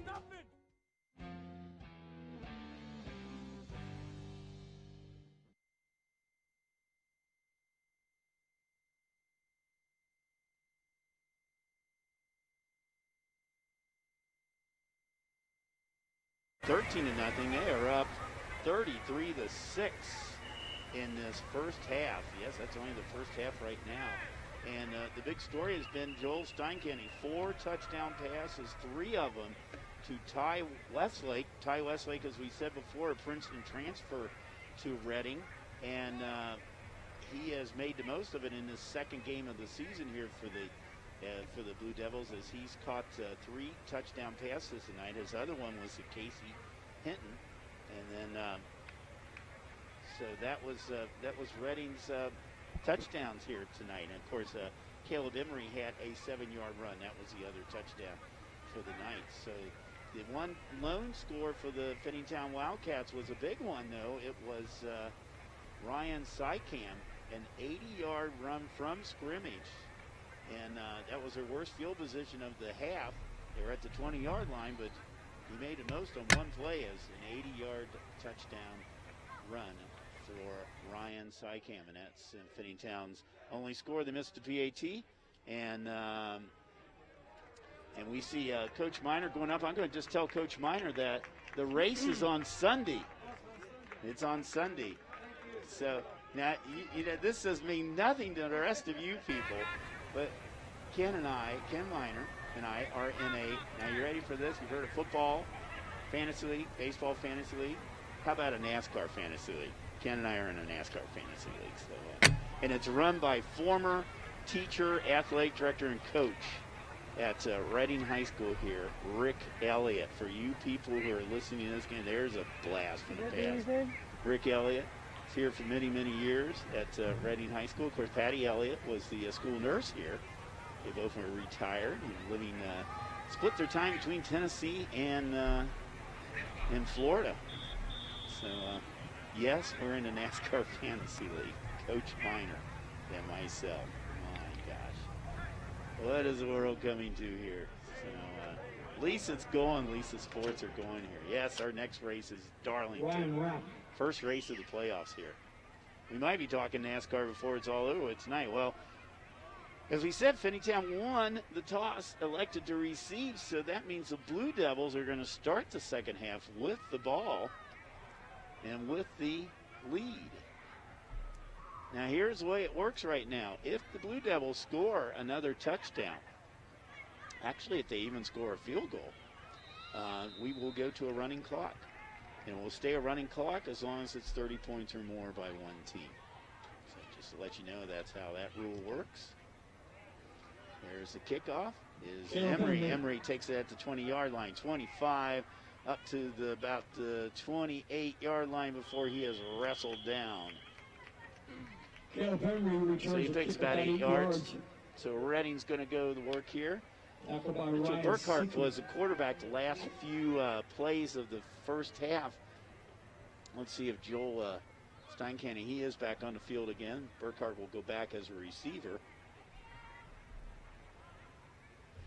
Let's see if Cody Reardon is going to play some of those. We'll get some looks at some of the younger players on this team. Redding's got a pretty good-sized team this year. They got 50-plus players on their team. Cody's done a great job here last 2 or 3 years of getting this program back on track again. Of course, Pat McLaughlin was here, went to the playoffs a couple of times. Emery got some running room, 40, 45-yard line. 17 yards on that play for Caleb Emery out to the 45-yard line. Carlos Cox on the tackle for Finneytown. First and 10, Redding at their own 45. Redding gets a first down on the first play of the second half. We'll be running back those playback times at the end of this half. Boy, he just had a huge hole and made the most of it.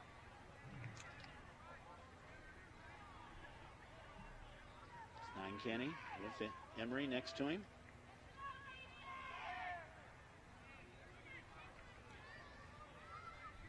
We've got 4 receivers in the slot position here. He essentially has like 8 protection linemen there for him.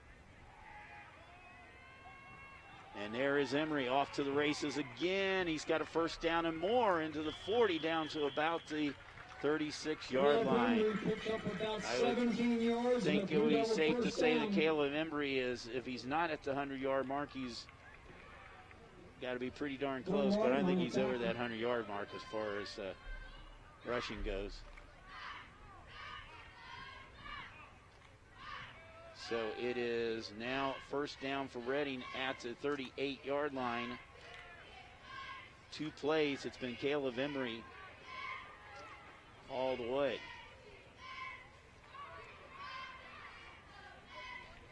Steinkenny back to pass. Fakes pass and takes it himself up about 7 yards. I don't know if that was a design play or he just was very wise in seeing that his receiver to the right was not open, because he faked the pass that way and then took it himself. 10:37 to go here in the third quarter. Says knee went down about 5 yards out, so it's 2nd and 5. Ball on the 33-yard line of Finneytown. Line. So once again, the Blue Devils knocking on the red zone door. See Louis Hess coming in for Redding.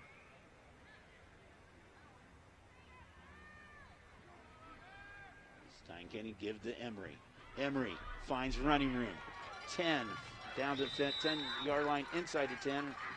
Emery picks up a Blue Devil first down. He gets a first down, and Redding in red zone again. Tackle by Godby. Spot the ball at the 10-yard line, so about a 13-yard run for Emery. He's had 3 first down runs on this series to start this third quarter.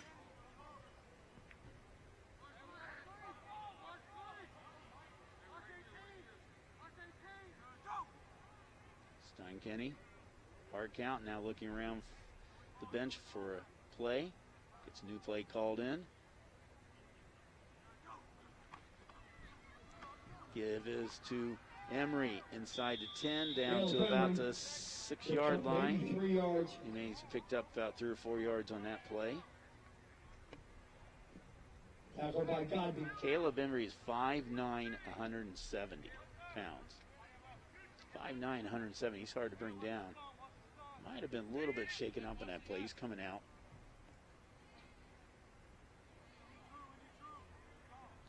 Jordan Feld coming in, replacing Jordan, lines up as receiver.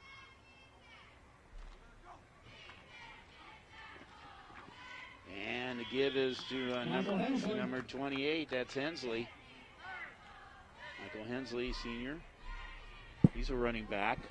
And we have another Finneytown player down on the field. So we got an official's timeout as Finneytown trainer comes out. Timeout. I don't know if it's a cramping problem at this stage of the game or what.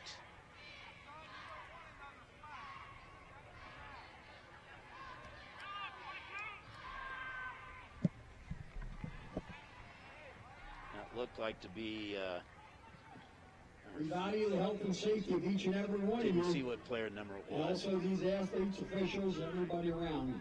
Please remember to back up, mask up, and wash your hands. Maintain proper social distance from those not in your household, and keep your facial cover on at all times. Thank you very much. Richard Morgan, a PA announcer here, said something that I think we We all want to agree. continue all of our athletic seasons. We want to keep these seasons going for all these teams right now. We have to do it. Everybody's got to work together. Reading calls a timeout here with 7:54 to go. Their third timeout they've called here tonight. The Blue Devils have a nice lead. In the CHL tonight, Madeira is at Indian Hill. Wyoming at Marymount tonight, and Taylor at Deer Park. Those are the other games going on in the CHL tonight. Now, one thing about the CHL, here's the ruling is, and we talked about the 6 games, and there's really a 7-game season. The 7 games could be finished, but the league bylaws say that if you cannot finish a season, there will be no league champion. Now, football's the only one that maybe have an issue with that. The rest of them, right now, unless something happens dramatically that end their seasons, all the other sports should be okay. But football is the one that might have a question mark whether they're going to have a league champion or not. Depends on if they finish the season. Steinkenny, he's got a man open, and it's Burkhart. It looked like he went backwards out of the end zone, but he caught the ball in the end zone. And Burkhart with the TD. That's his first tonight. And for Joel Steinkenny, that is his 5th touchdown pass he has thrown tonight. He had 7 last year. There you go. You see he caught it in the end zone. He actually came out of the end zone, but he already crossed that plane for 7 yards. Schuler in for the PAT. He's missed the last couple here. Let's see, that one did go through. Schuler's kick is good on that one. Down 6. So it's 41-6. Now, I believe the officials will talk this over right now. Reading's got a 35-point lead. 7:47 to go here in this half. I believe right now they're now discussing that they will be going to the running clock. And let's see what they'll come over to the benches and explain to the benches what's going to happen. But that should be where we would be standing right now is a running clock now for at least the time being. Now, Finneytown can score and get that lead back down to under 30. Then the clock goes back to regular clock. So, you see the Reading coaches down. You see Tim Kelly there on the left.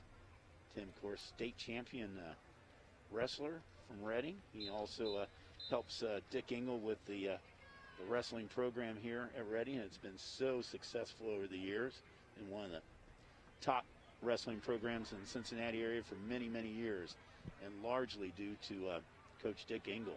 Scoring play was a 7-yard pass. Now let's see what they're going to say. To Mitch Burkhart for the Blue Devil touchdown. Score 6 for the Wildcats, 40 for the Blue Devils.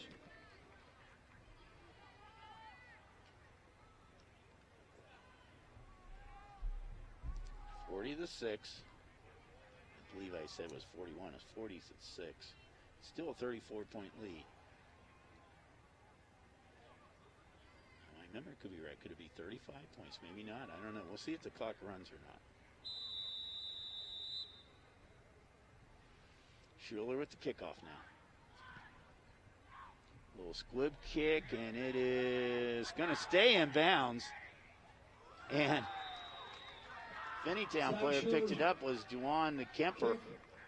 It's fielded about the 21-yard line where it's tackled. Kemper, I think, was seeing if it was going to go out of bounds, and then it was started slowing and slowing and slowing, and Kemper decided, I better pick this thing up. He's watching it. Now he better pick it up, and as soon as he picked it up, he was put right back down again. The point spread is more than 30 points in the second Okay, half. it is more than 30 points. We are going to go to a running clock. And there are a few exceptions to stopping it. So the only time it will stop on an injury, and will stop on a score. But beyond that, if there's an incomplete pass, it will not stop. And it's running right now as we speak.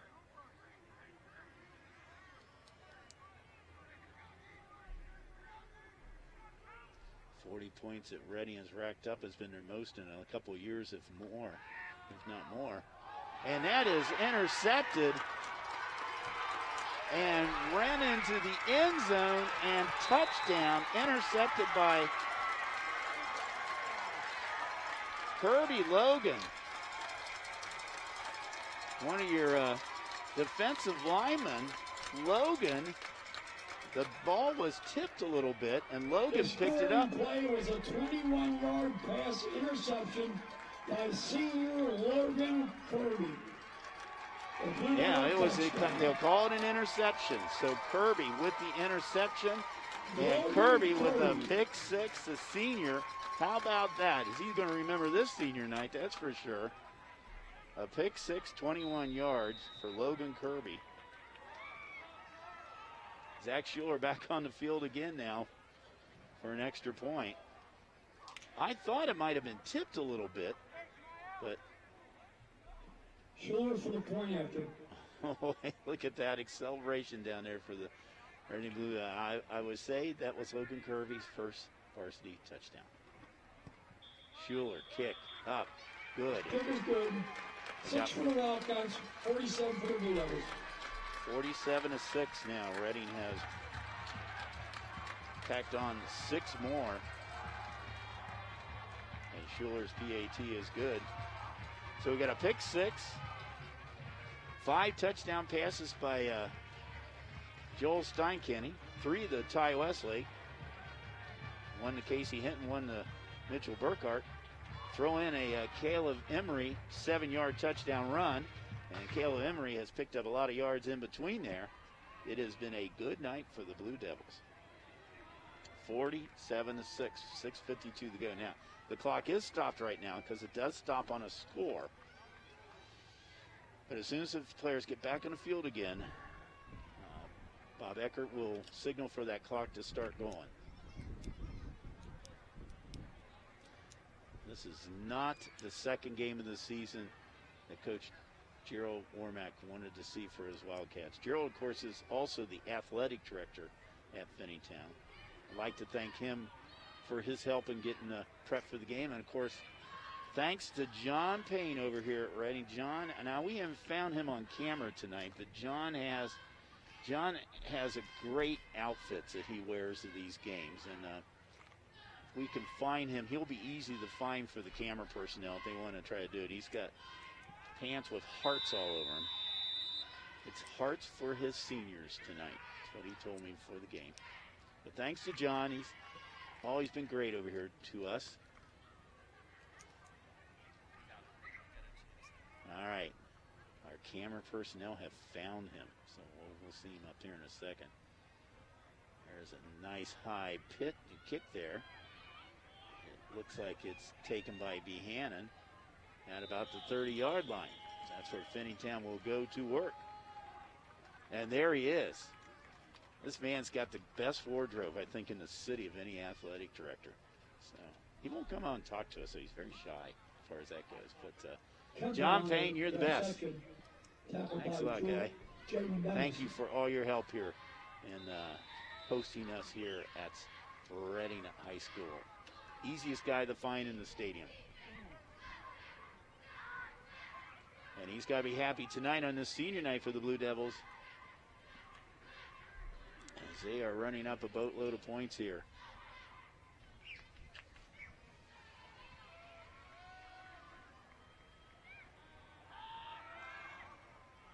Finch, pass is good. It's going to be a first down or more. I think it's the Cox. Didn't see the number. We got flags coming in. Two flags come in. One in the back. It could be a hold. It could be offsetting penalties here. I believe it was Carlos Cox was the receiver.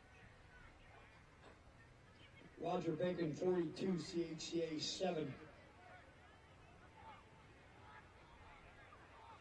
We got looks like one indication of a face mask. And that's on Reading.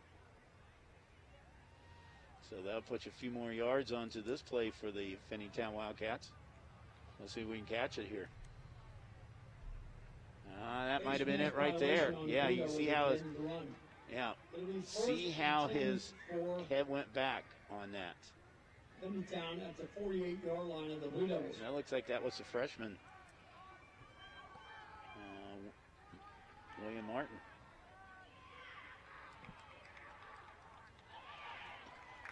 And there's a Finneytown player that's not going down. He's not going down easy. Ball carrier. That was cycling. Ryan Seacom. Tackled by Brooks Antoine Brooks. Sycam had a bit of an injury back a couple quarters ago. Seemed to have shaken that off. He had a nice run that time for another first down for the Wildcats. And at the line of scrimmage. LaSalle 3. At the line of scrimmage seems to be about the 34-yard line. And Pat McLaughlin's LaSalle Lancers are losing right now. And we do have a Drew Finch. New quarterback here, it looks like, or Drew Finch, I'm sorry. Tackled by Austin Fancham. At 2 and 7 look an awful lot like when they're across the field there. But Drew Finch still in there. Gains about 3 yards on that play. Ball inside of the 35-yard line. Well, when you're down by this amount of score, it's definitely a 4-down territory for the Wildcats.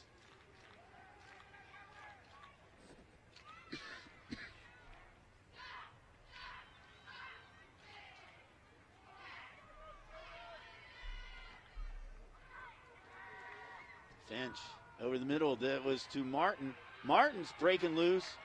He's all the way down, and Martin into the end zone for 34 yards. How about the freshman? Pass is complete to Martin.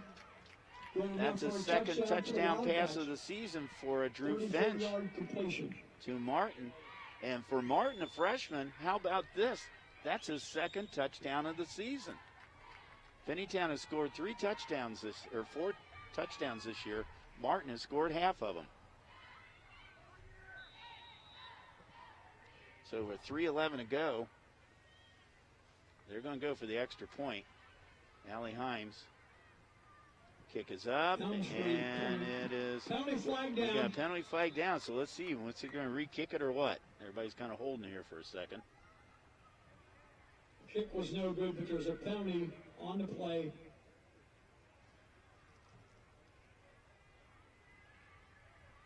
If it's against Reading, then Finneytown will get half the distance and get to re-kick It's it. illegal to jump over the line of scrimmage. The penalty is against the Blue Devils. Okay, so for Allie Himes, she's going to get a little bit closer now for this one, maybe a yard or so.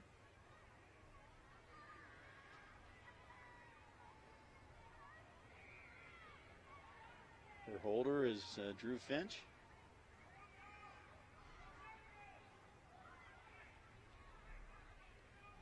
So Himes gets a second chance here.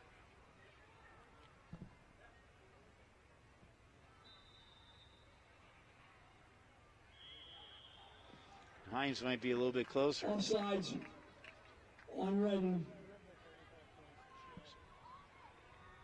Helms. I keep calling her Hines. Helms. Allie Helms. Let's see what they call on this one.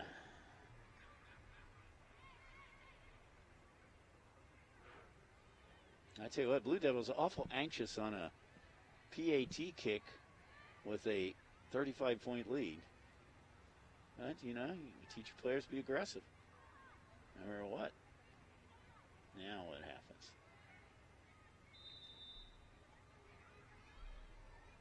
Okay, Helms is going to try it again. Helms will point after. Allie Helms up, ball up. Kick is good. And it's good. Helms gets her second PAT of the season. That was 13 for the Wildcats. Gets congratulations by the Finneytown players.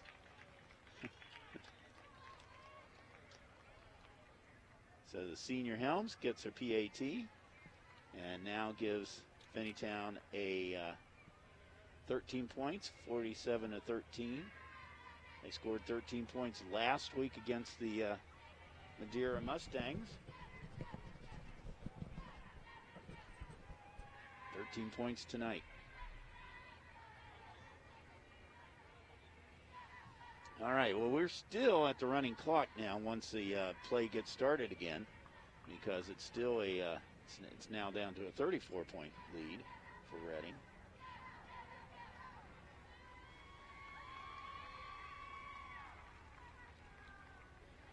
And they're talking down there. I'm not sure.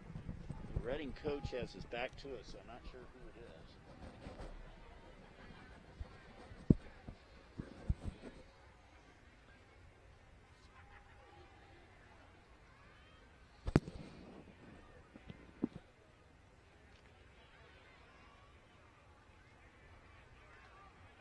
I'm not sure. I think it might have been Tim Kelly down there talking.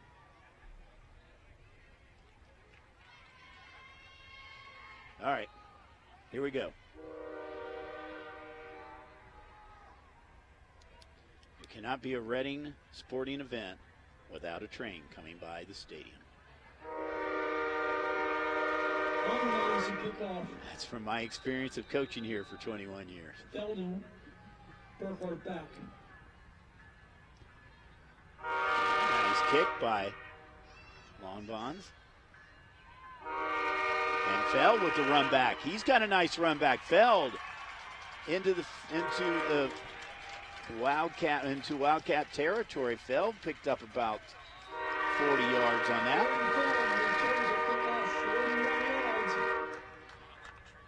Jordan. All right. Josh has got the jokes going in the truck right now. He's running like a train. Okay. Except the only thing about it is, Josh, that train's going the opposite direction right now. You can see it in the dark there. Good analogy.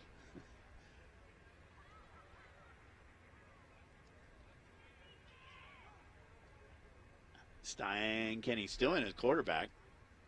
Actually, it looks like Reading still has that first team offense for the most part intact there. Might have a couple extra players. Caleb Emery inside of 45 down. Caleb Emery, the ball player. Picked up about 4 yards in that play. 2nd and 6.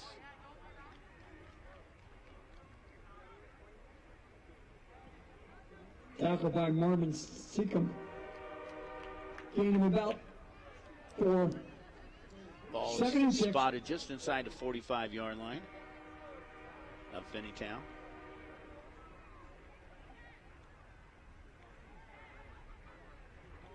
Emery. Emery was running wide, stopped to try to go up the middle there, but Finneytown had that all planned out and bottled up for him. And Emery is now down on the field. He's flat on the field right now. He was hit pretty hard. As a matter of fact, both trainers are over to look at him.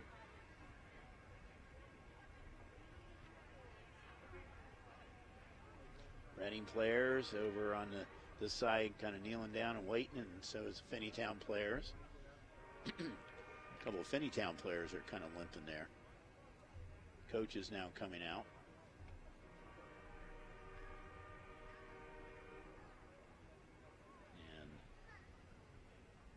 Both trainers from both schools are there looking at.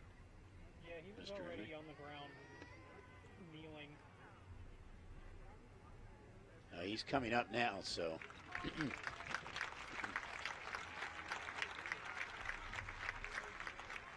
He's sitting up now.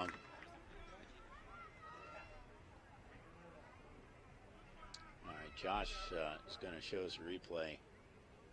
He got hit hard. He's running into two players right there. And then he got hit. There's the last one in. That's Arnez Heron. That's a big guy there. Get hit by his Arnez Heron. 6'7". Arnez getting some college looks. Heron is.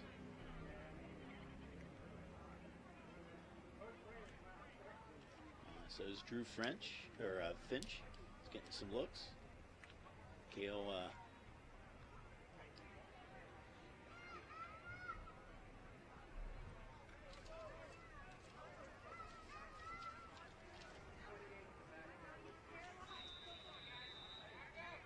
Gabi also getting some looks.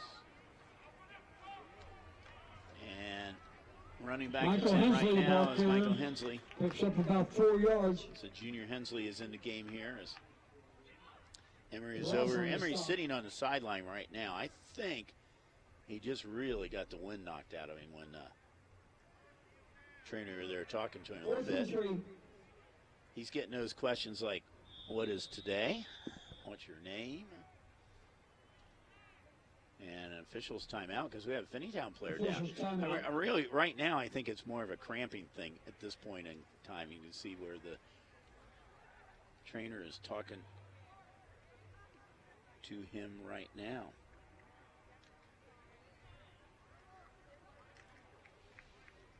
Like to have a shout out to Reading's new superintendent, Jason Enix. It's the new superintendent here at Reading Schools. At the high school against And he JV at 10:30. obviously came in at a very challenging time. Reading, of course, Football. in their Reading next Friday night. second full year at their new complex up on the hilltop here, their K-12 complex.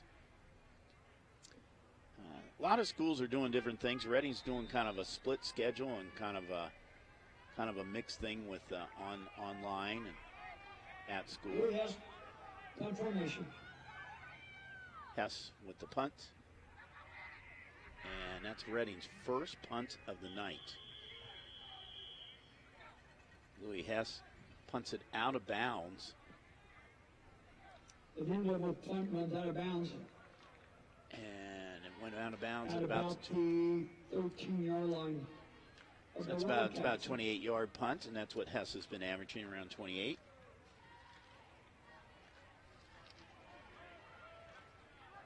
Which had a 31-yard average coming in. So it was only his first punt of the night. And Reading has backed the Wildcats up with 58.2 seconds to go here in this third quarter. And we will be running back the playback times of this game at the end of the third quarter. Clock is starting. And chances are will not stop again unless the Wildcats score.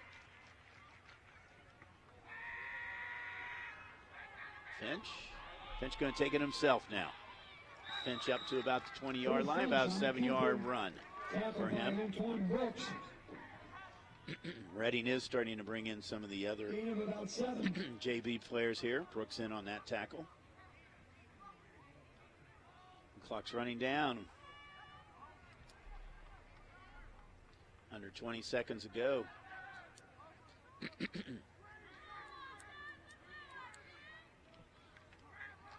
Looks like the Wildcats will have time maybe for one more play.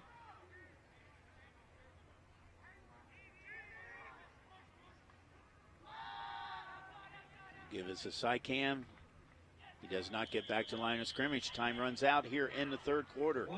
The Blue Devils comfortably in the lead with a 47-13 lead.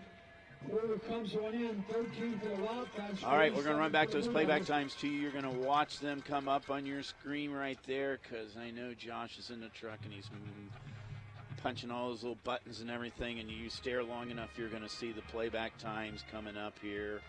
And I'm always right when I say this, right? Right. All right. There you go. See, I told you. All right. So Saturday, the 5th, the 4th of Friday, because we are actually, I didn't tell you this, but we are live. We can do the games live this year, too. Then we'll explain that to you in a minute, too. But playback time on Friday, the 4th at midnight. Then Saturday, 5th, 3 o'clock p.m. Sunday, the 6th, 8 o'clock p.m. Technically, wouldn't Friday be Saturday midnight? Okay, so I don't know. No, well, okay, Friday midnight. There you go. There's the rest of your times. So you saw them up there, Cincinnati Fell by Optics, and you can go to ICRC-TV.com, and we play back everything, and we need you. If you want to come and work these games here, become our camera operators. We have the greatest volunteers in the world. I am surrounded by 2 camera personnel here are just absolutely doing an outstanding job here. And Josh and Drew, you do such a good job here as our site people, our directors out here. And there I am up there. See my 2 little blue lights here. So if I put them up to my face there, so it looks like my eyes. So anyway, that's my lighting there. But thanks to guys. You guys do a great job. If you want to do that, get in contact with ICRC. Call up Jason Dudley. Tell him you want to work for ICRC-TV. There's a little flip pass going out, and player actually fell down. That was Carlos Cox. Kind of tripped and fell. Tell you what, if he hadn't tripped and fell, he might have had some good yardage on that play.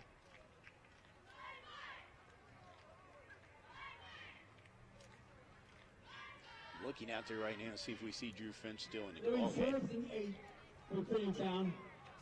Drew Finch just came off the field. So we do have a new quarterback in for the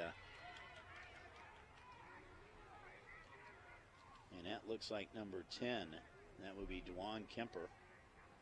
Is he in there at running back? Kemper is usually a running back. Let's see who lines up at quarterback.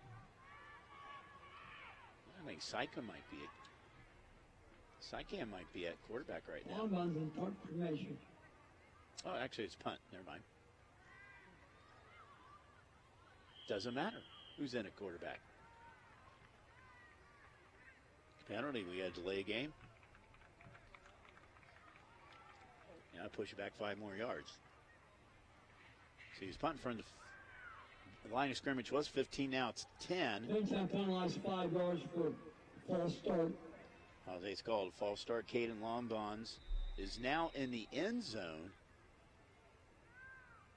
And it looks like number 9,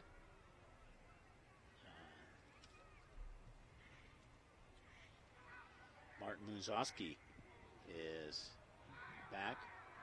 Going to let the ball fall. And it gets a Finneytown bounce. Punt. And that's their longest punt of the night. 44-yard line of the Wildcats. Punt is good enough for 34 yards. And 34 yards. That almost equaled all the other punts put together they had tonight. Been having struggle there punting.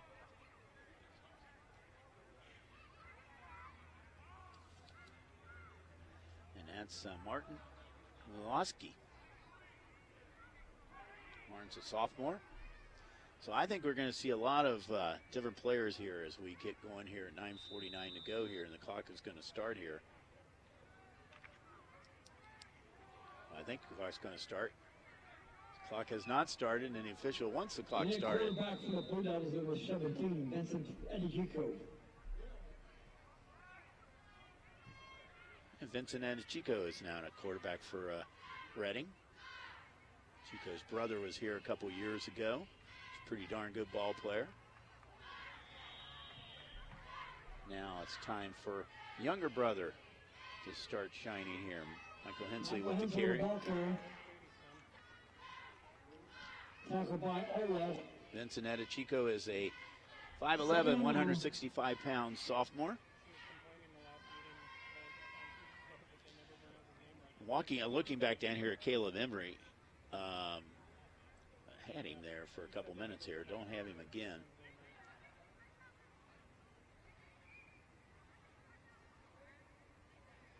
A lot of the Reading's starters are out right now.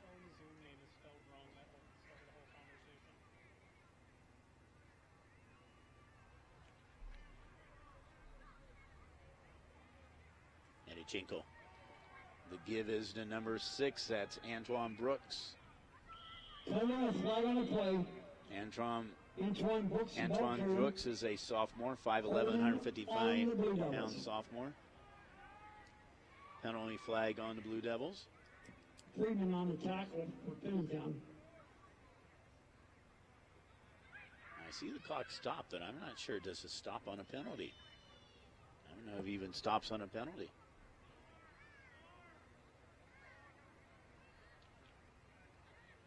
Well, he's going to start the clock now. So we're down to close to 8 minutes to go in this ball game. Blue Devils comfortably in front. Going to even their record at 1-1. They take off to Taylor next week.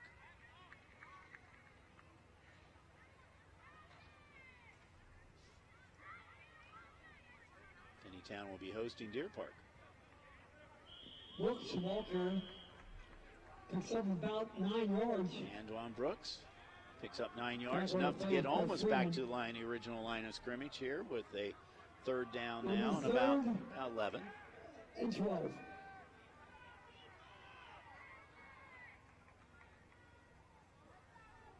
Now you got some new personnel in here tonight, and these guys did not have any scrimmages during the season, so this is kind of you're learning on the run here.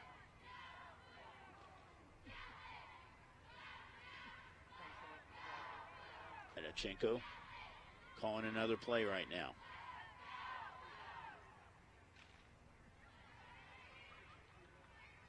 Vincent trying to take as much time as he can here.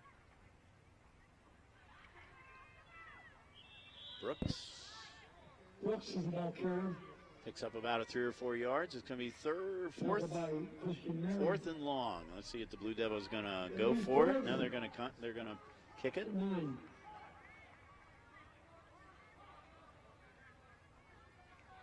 And Louis Hess is in as a kicker.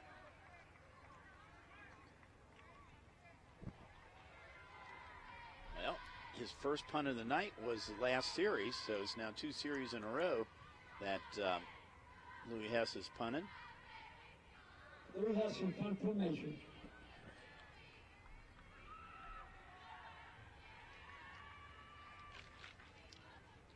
Cox and Behannon back for the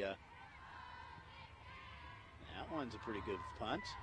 And it is going to go right down to about the 1 yard line. That's where he drops it right there. Kick is recovered on the 1 yard line. That's a 41-yard punt. Kick is good for 31 yards. A little bit of luck there for Louis Hess. Little rugby-style kick. And he gets a nice little roll right here. But then the player couldn't pick it up for Finneytown. 1 yard line. And finally drops on it at the 1 yard line. So Finneytown, 1st and 10 at their 1 yard line. And this mostly JV crew of Reading players out there would love to get a touchdown at this point in time.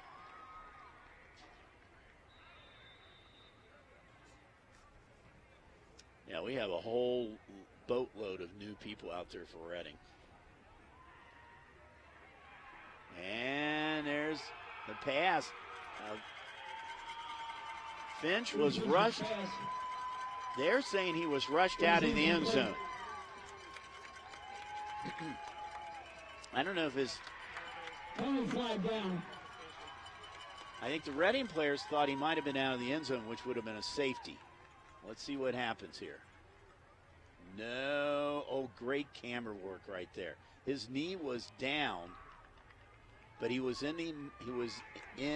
Finneytown ruled for intentional grounding in the end zone which will result in a safety. Okay, they're saying it was an intentional grounding. I've said his arm was going forward. I don't know who gets credit for that safety. That would be a good question there for a defensive person. But Reading has scored just about every which way but loose tonight. That'll give the Blue Devils, with 5:38 to go, a 49-13 lead. So we'll have to find out who gets the credit for the safety. His knee was down. I don't know if we can show that again, Josh. But his arm was going forward. But what they're saying is there was no one in the vicinity. He was still basically, he's in the pockets. And with the safety, the score is 13 for the Wildcats, 49 for the Blue Devils. So he's essentially in the pocket now. He's being brought down. Being brought down by number 57, Conrad Dirk, is a freshman who was bringing him down. So Dirk might be the one to be given credit for the safety.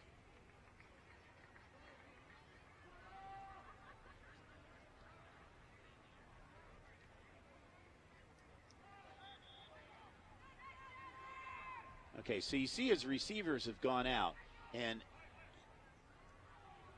you know, if his one receiver would have stopped at the 5-yard line there, we would have been all right. But his receivers were going out too wide, too far out, and as a result, he had no one to throw it to, so they say intentional grounding, which means he was in the end zone, which gives the Blue Devils 2 points. And we'll see if Conrad Dirk, is the freshman, will be given credit for that. So he was the one who was bringing him down at the time. Well, the JVs did not score a touchdown on that play, but okay, they got a safety. They got 2 points. Finneytown kickoff from their own 20. And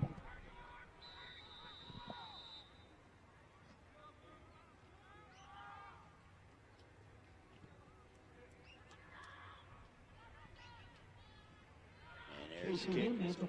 Picked up by Hinton. Hinton's got some running room. In the Wildcat territory, Hinton's taken off.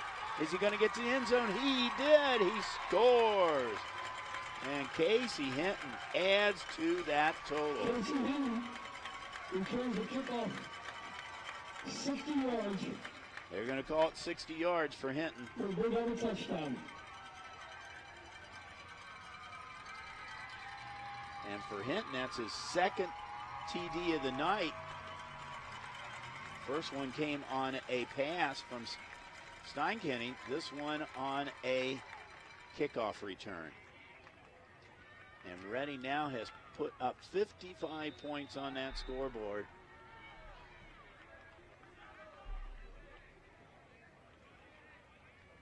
And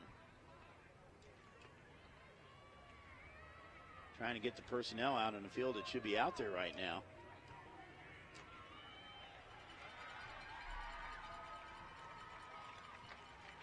We got a pretty cool replay coming up for you here in a second. Let's get Zach Schuler's extra point here.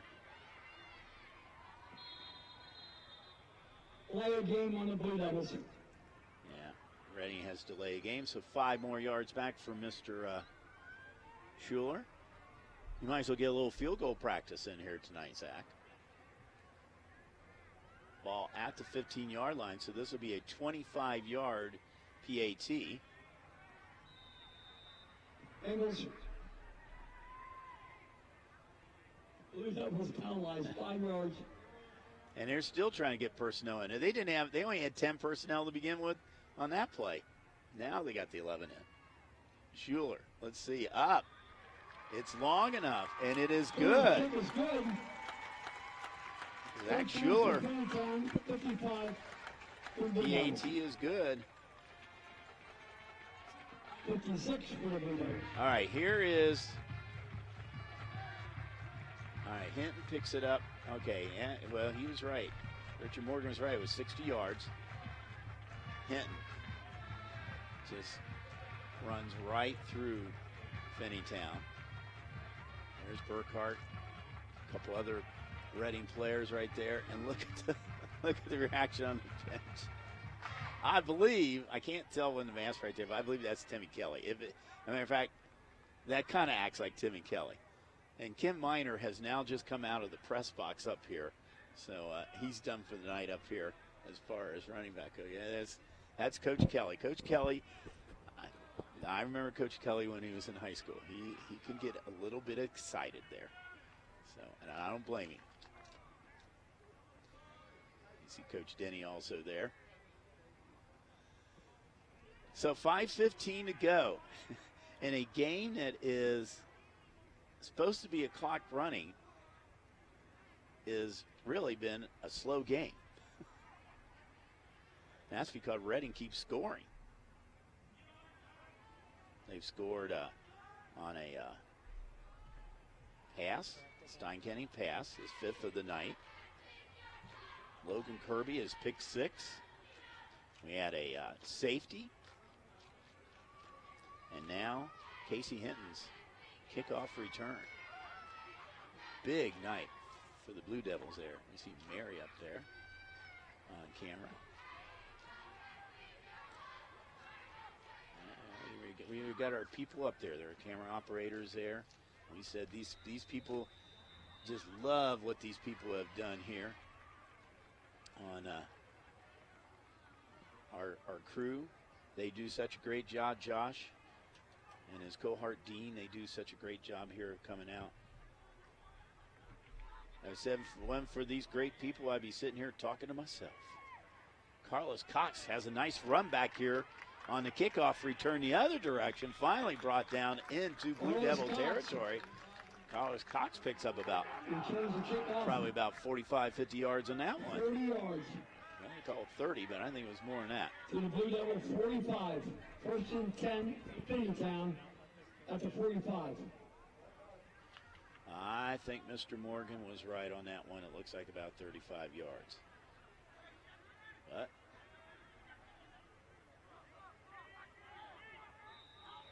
Reading with essentially the JV squad out there right now on the field,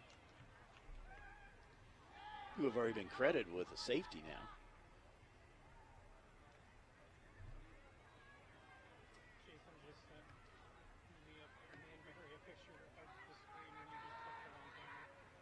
And that's William Martin took the Wildcat there. Martin, either that or he's in for quarterback right now, and made a nice little run there of about 20 yards. Picks up the first down.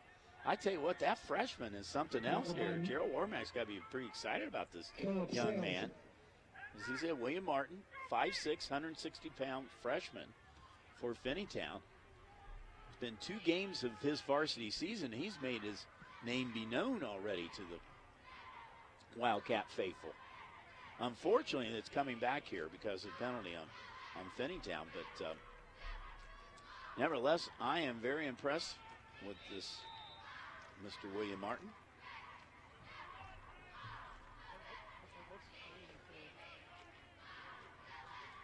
Coach Warmack said they are very athletic, and Martin shows you why.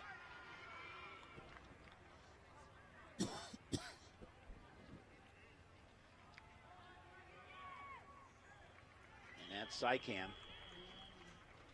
Ryan Seeking, the ball carrier. He gets about a yard. Tackled by Jack Nash. Blake Rasmussen.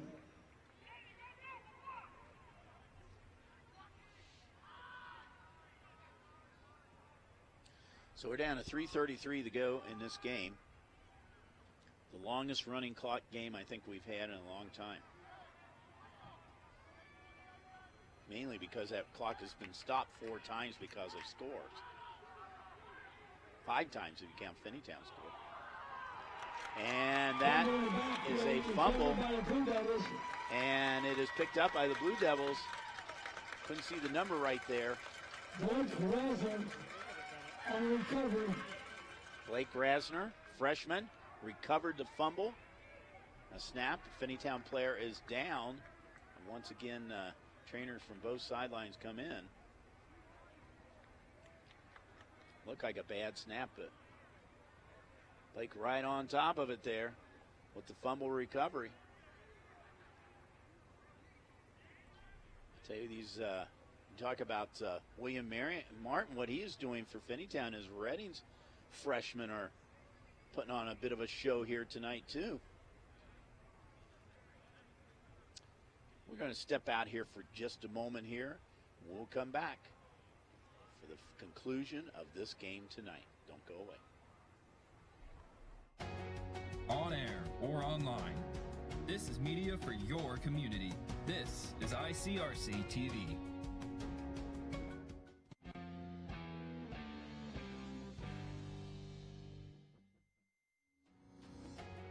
Hello, everyone, and welcome to ICRC-TV Sports. The drive, and she's got Redding's first 2 points. 10-5, touchdown, he runs over the quarterback. Redding's up 13-0. The year was 1907. The Cubs won the World Series and the Ford Model R hit the assembly line. While here in Ohio, school administrators came together to form the Ohio High School Athletic Association. One thing that hasn't changed since 1907 is the dedication of the OHSAA to education-based athletics in Ohio. School sports teach responsibility, sportsmanship, and life lessons that stay with students long after their playing days are over. The OHSAA seeks to prepare students not for the next level of sport, but for the next level of life.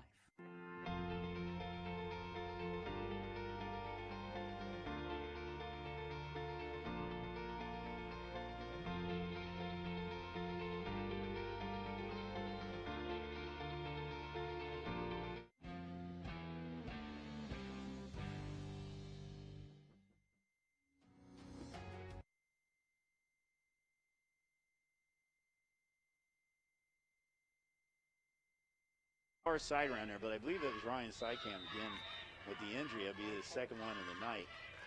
And let's hope he's okay, because he is a very key part of this Finneytown offense and defense. And there's another first down run by a Blue Devil. This one is Jacob Allen, I'm sorry. He's a junior, 6'1". Picks up 14 yards on the first down. 145 pounds.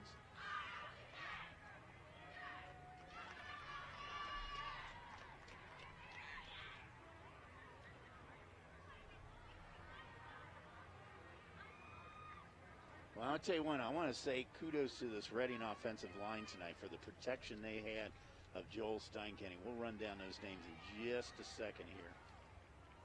Let's get one more play in, and then we'll do that. Blue Devils at 27-yard line. Edichenko in as quarterback.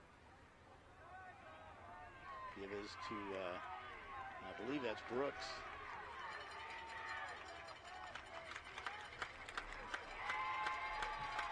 That's Jacob Allen. Jacob Allen. He rambles all the way down to about the... I believe the ball carrier is Damian Woods. Oh, wait a minute. They said it's Woods. We're going to check. Anyway, Zach Schultz, Jake Grigsby. A junior, senior Cooper Scott. Senior Logan Kirby, who got the pick 6 tonight, and freshman Jacob Sales. Great job tonight, that offensive line, protecting Joel Steinkenny. Gives Steinkenny that chance to throw 5, that said 5, touchdown passes tonight, 3 of them to Ty Westlake. And also, great blocking for Caleb Embry, who I'm sure has picked up well over 100 yards. Blue Devils, 1st and goal at the 7.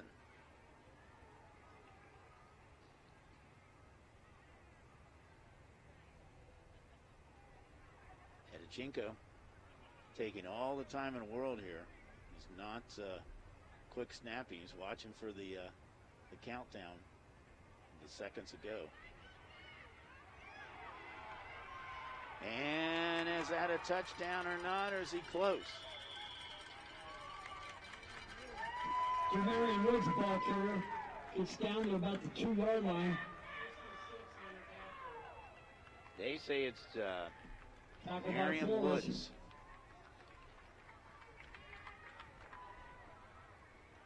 That's not the number that I have right there, but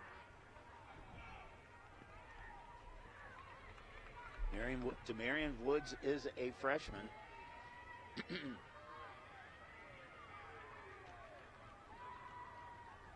My roster 32 shows Jacob Allen, but we'll see.